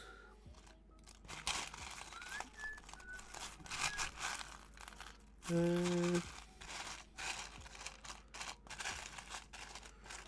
we got a bunch of skulls.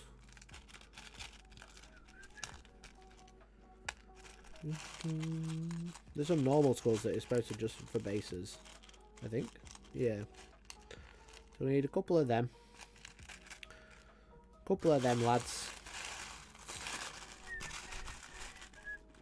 There's only bases as well. I was helping Warmag and trying to size up the bases for their magnets. Like, this one's 22.2 millimeters. It fits perfectly.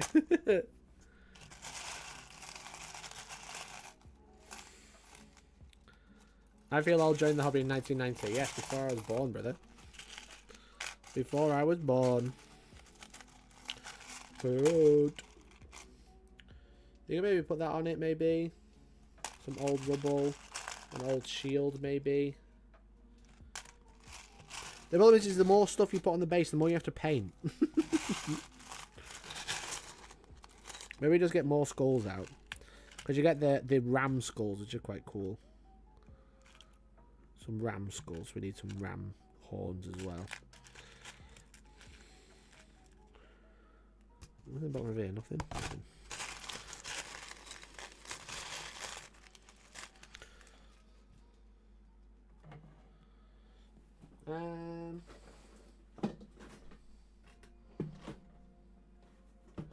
Draw. I've got a bunch of other stuff. I've got some like colour forged stuff, which is quite nice.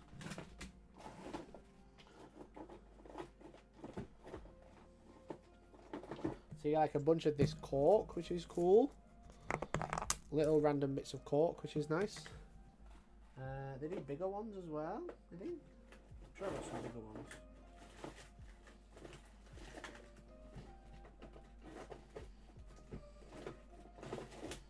Some bigger bits of cork. Which is cool. Do I have any bits? I haven't based fantasy armies in so long. I've kind of run out of bits to put on there. But this is the stuff I use. I love this diorama effects. It's great.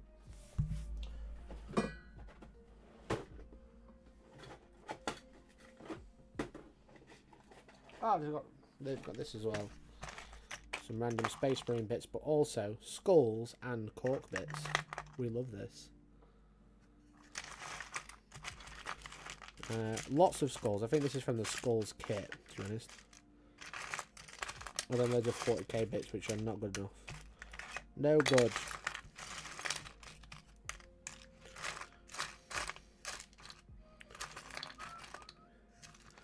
Well, lots of bits of cork, which is cool. I'm probably not going to build him up onto cork. I'd rather stick him to the base, but...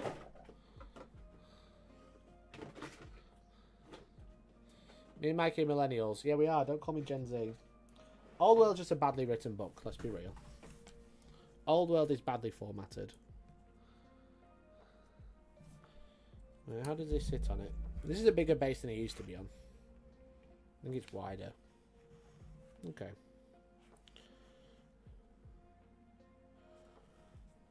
So it needs to sit around here. Where's my knife?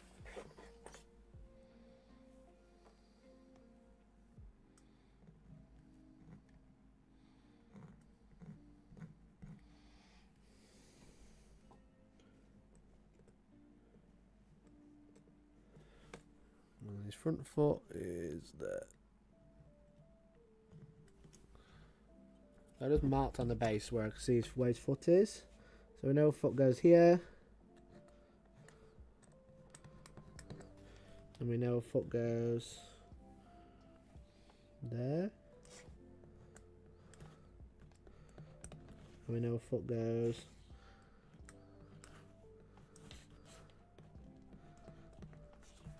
there. So we might be able to, you should be able to see that, I think. Oh, lost chat. 1 second. Trying to get rid of an email. So I went full screen. God damn it.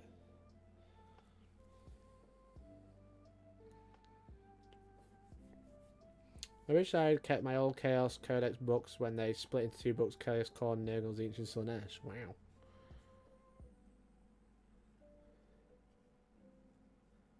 They pay for an army now. That's funny. Yeah, so we know where the feet are going. So we can just try to avoid that. That'd be the best idea. Need to get the sticky back off here because it's on the wrong side, I think.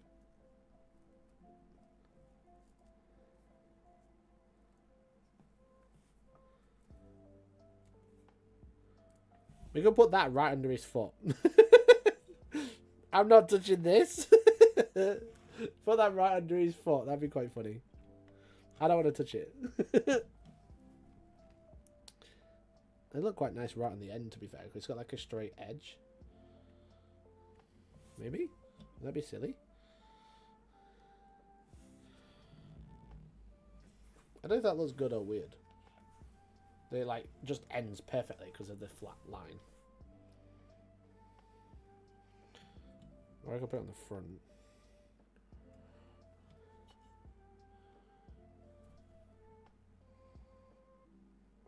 Maybe because it looks like he's walking onto something, which is nice.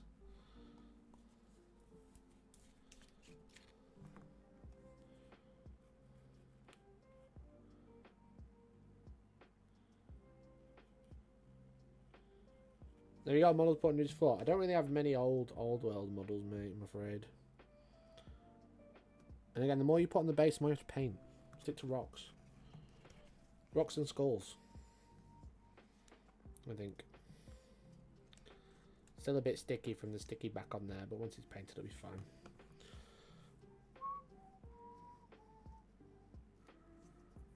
We'll put another piece there, but it's quite close to his foot.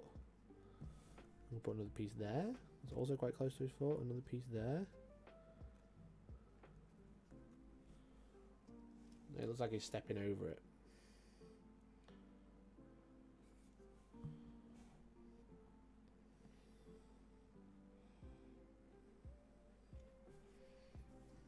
We'll get some random bits and bobs knocking about, so we'll try and build up some on this side. Make it look like there's some rocks forming with some big chunks. But these are really easy to paint. So I found using Griffin Claw, I think, by Two Thin Coats with the sand colour, basically Xandri dust, and then just washing it all sepia looks really cool. It looks like arid wasteland, like in the US and stuff, like in the deserts. You know, like the rocky outcrop things they have. We'll push that in there, push that down there.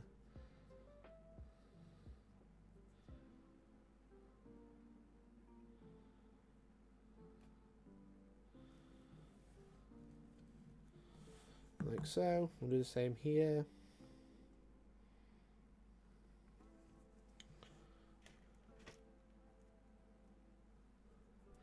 The new paint for their Kickstarter looks nice. I missed the wave of the last stuff completely. Yeah, I've got all of their range. Obviously, they, to be frank, they did send it all to me for free. It's kind of like become my go-to paint range, I'll be honest. The Two Thin Coat stuff, it's just my go-to paint range. Because they're very similar to Citadel, and obviously the colours are very close. And it's just all nice in one drawer, so it's just for me. I just pull them out and use them first. They've just become my go-to, which is quite nice. I think it helps I've got the entire range. So if I need a colour, I know I've got it. Obviously. I'm not suggesting everyone has to go out and buy every single paint.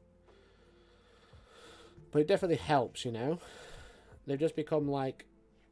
Sometimes I'll use Citadel for stuff I've used before, and sometimes I'll need a specific colour that I'm thinking of, and I'll use like a mixture of contrast and washes because Two Thin Coats aren't planning on releasing a contrast range just yet. But for most stuff, they just seem to be like they're just the go-to, you know. Are they better or very similar? Just very similar, mate. I wouldn't go out and replace Two Thin Coat Citadel with Two Thin Coats because they just work in tandem so nicely. But yeah, they're very similar, so I don't need to like. I'm just going for them. They just feel like, oh yeah, that I know how that feels, you know. I know how that's going to perform on the brush, so I'll just go for that one.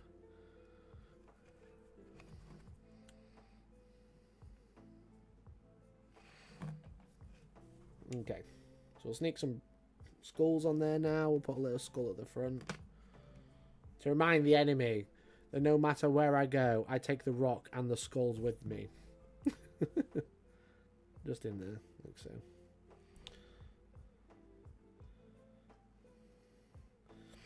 I'll be honest, when it comes to paint, I don't think a lot of them feel much different between each other anyway, except for like type of paint, obviously. Like washes are obviously very different to layers. But like when it comes to like brands and it's all just a paint, I don't like see the difference a lot of the time. I'm interested to try the Army Painter one out.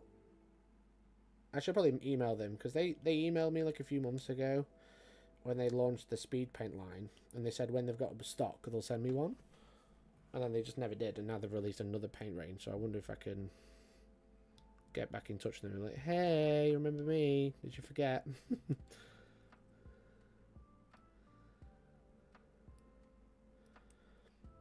But the Fanatic line from Army Painter looks quite interesting.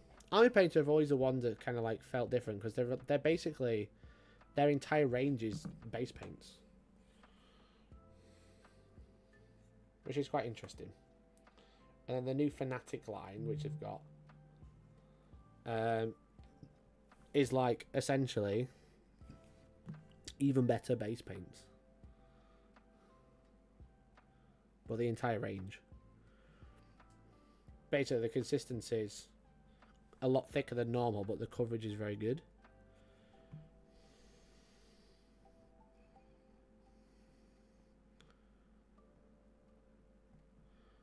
Just gluing this tiny little skull horns on. Is that the wrong way? I feel like they're on the wrong way. Does it matter in Fantasyland? I can't grab it. Where's the tweezers? My fingers are so fat, I can't grab the skull. I think the horns are on the wrong way. I'm going to swap them around and see if it looks different. Gimme. Gimme.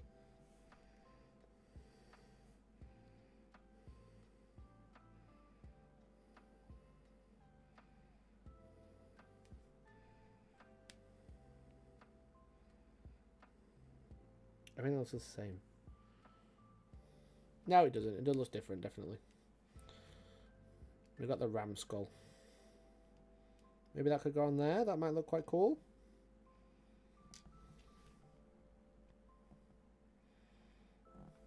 Maybe. Maybe that looks cool. I don't know. I'll put a bit of plastic glue there to melt onto the base. And I'll put a bit of super glue on the back of the rocks just to stick the rocks down a bit more, and also the skull can sit on that as well. And I'll try not to glue my finger to the base.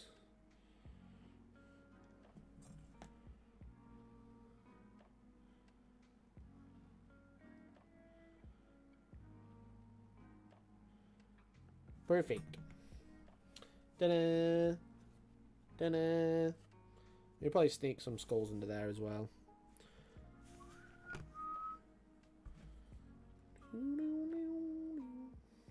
Hope you enjoyed the stream, chat. Hope you're having a nice time. It's nice chill vibes for a Wednesday. I've got to have to go in 4 minutes, I'm afraid. Well, it's been fun. It's been nice. I'm going to be working on my next video later today. That's what the delivery's coming. I've got a big 3D printer coming. And we're probably going to be printing some Old World. I'm not going to lie, chat. I'm probably going to print some Old World with it. I've got a very cool video idea. I've told Nick about it. He thinks it's a good idea. Yeah, very excited. Very excited. Glue your fingers together, it's more fun. No. I'm trying not to. I hate super glue on your finger, it's so frustrating.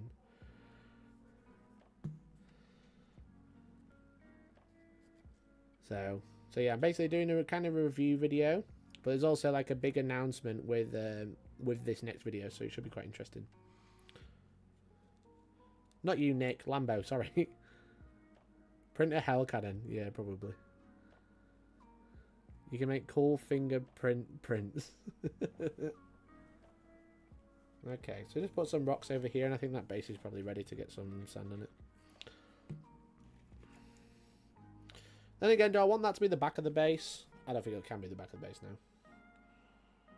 Well, it could. I think he's wandering down.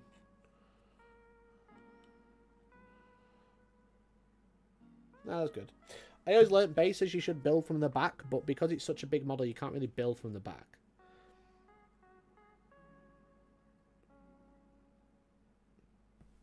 I can't remember which glue I put on there, so I had to smell it.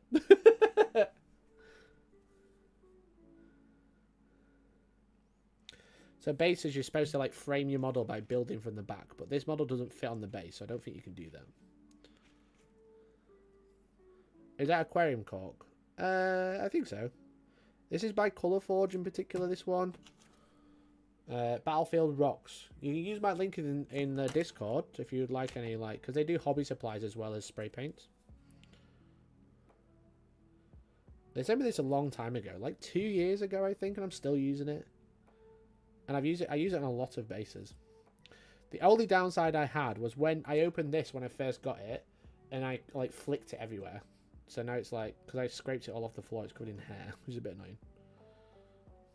You know, it's got like random bits in it, which add to the texture. But yeah, it's just random bits of cork basically. I use it all the time. It's lasted me a hell of a long time. I use this on like most Space Marine bases. And basically every base has got some sort of cork on it, and I've still got loads left. And I've had it for like 2 years. Honestly, they should stop selling it because it goes very far. And I don't think it's that expensive either. I think that'll do. We'll make it so his thing can fit through there. Perfect. And we'll probably like put some grass tufts on this side. I just had to replace my boiler. The only thing I'm buying is poverty. True. Corkboard, cork. Yeah, it's basically that. It's just ready cut though, so it's just convenient. It already looks like bits of shit, you know. Like that's corkboard, that bit there. That bit there is corkboard, so is that bit. But the bits around it aren't. So, I think that'll look cool as a base. I think less is more when it comes to Old World. It's going to have the fancy plants on. Nice cork, thanks bro. Alright, so that's where we're at. I don't know if I'm going to add another layer of wash. I might do in a few hours when it's properly dried. And then on the head as well. It comes off a bit glossy, the wash, but it looks good when it's dry and stuff. So, anyway, chat, thanks so much for hanging out. Thanks for tuning into the live stream. Thanks for watching the morning news, and thanks for the nice chats. It's been fun. It's been emotional. But I'm gonna go now. I said I've got delivery coming, so I'm gonna have to leave. 3 more stream. I'm afraid not. I said that when he phoned me, whenever that was, he said it's gonna be in about half an hour, so I'm probably gonna go now. So, but yeah, so I'm not gonna be live Friday, I'm afraid, but I should have a video coming out Friday, the battle report stream. So hopefully that does well, because if it does, I'll be able to do more. But we'll see. But yeah, and now I'm gonna probably go and dig out. Once I've moved the printer stuff out of that room, I'm gonna go dig out Warriors of Chaos Army. So yeah, so thanks so much for watching. Don't forget, Super All Stars happening in a few months. Grab a ticket, !shop, and join the Discord if you haven't already. !Discord in chat. That'd be cool. You can wait till he arrives. I'll leave the mic on when you say it up. Yeah, brilliant. I'm gonna go. So thanks for watching, everyone, and I'll catch you next time.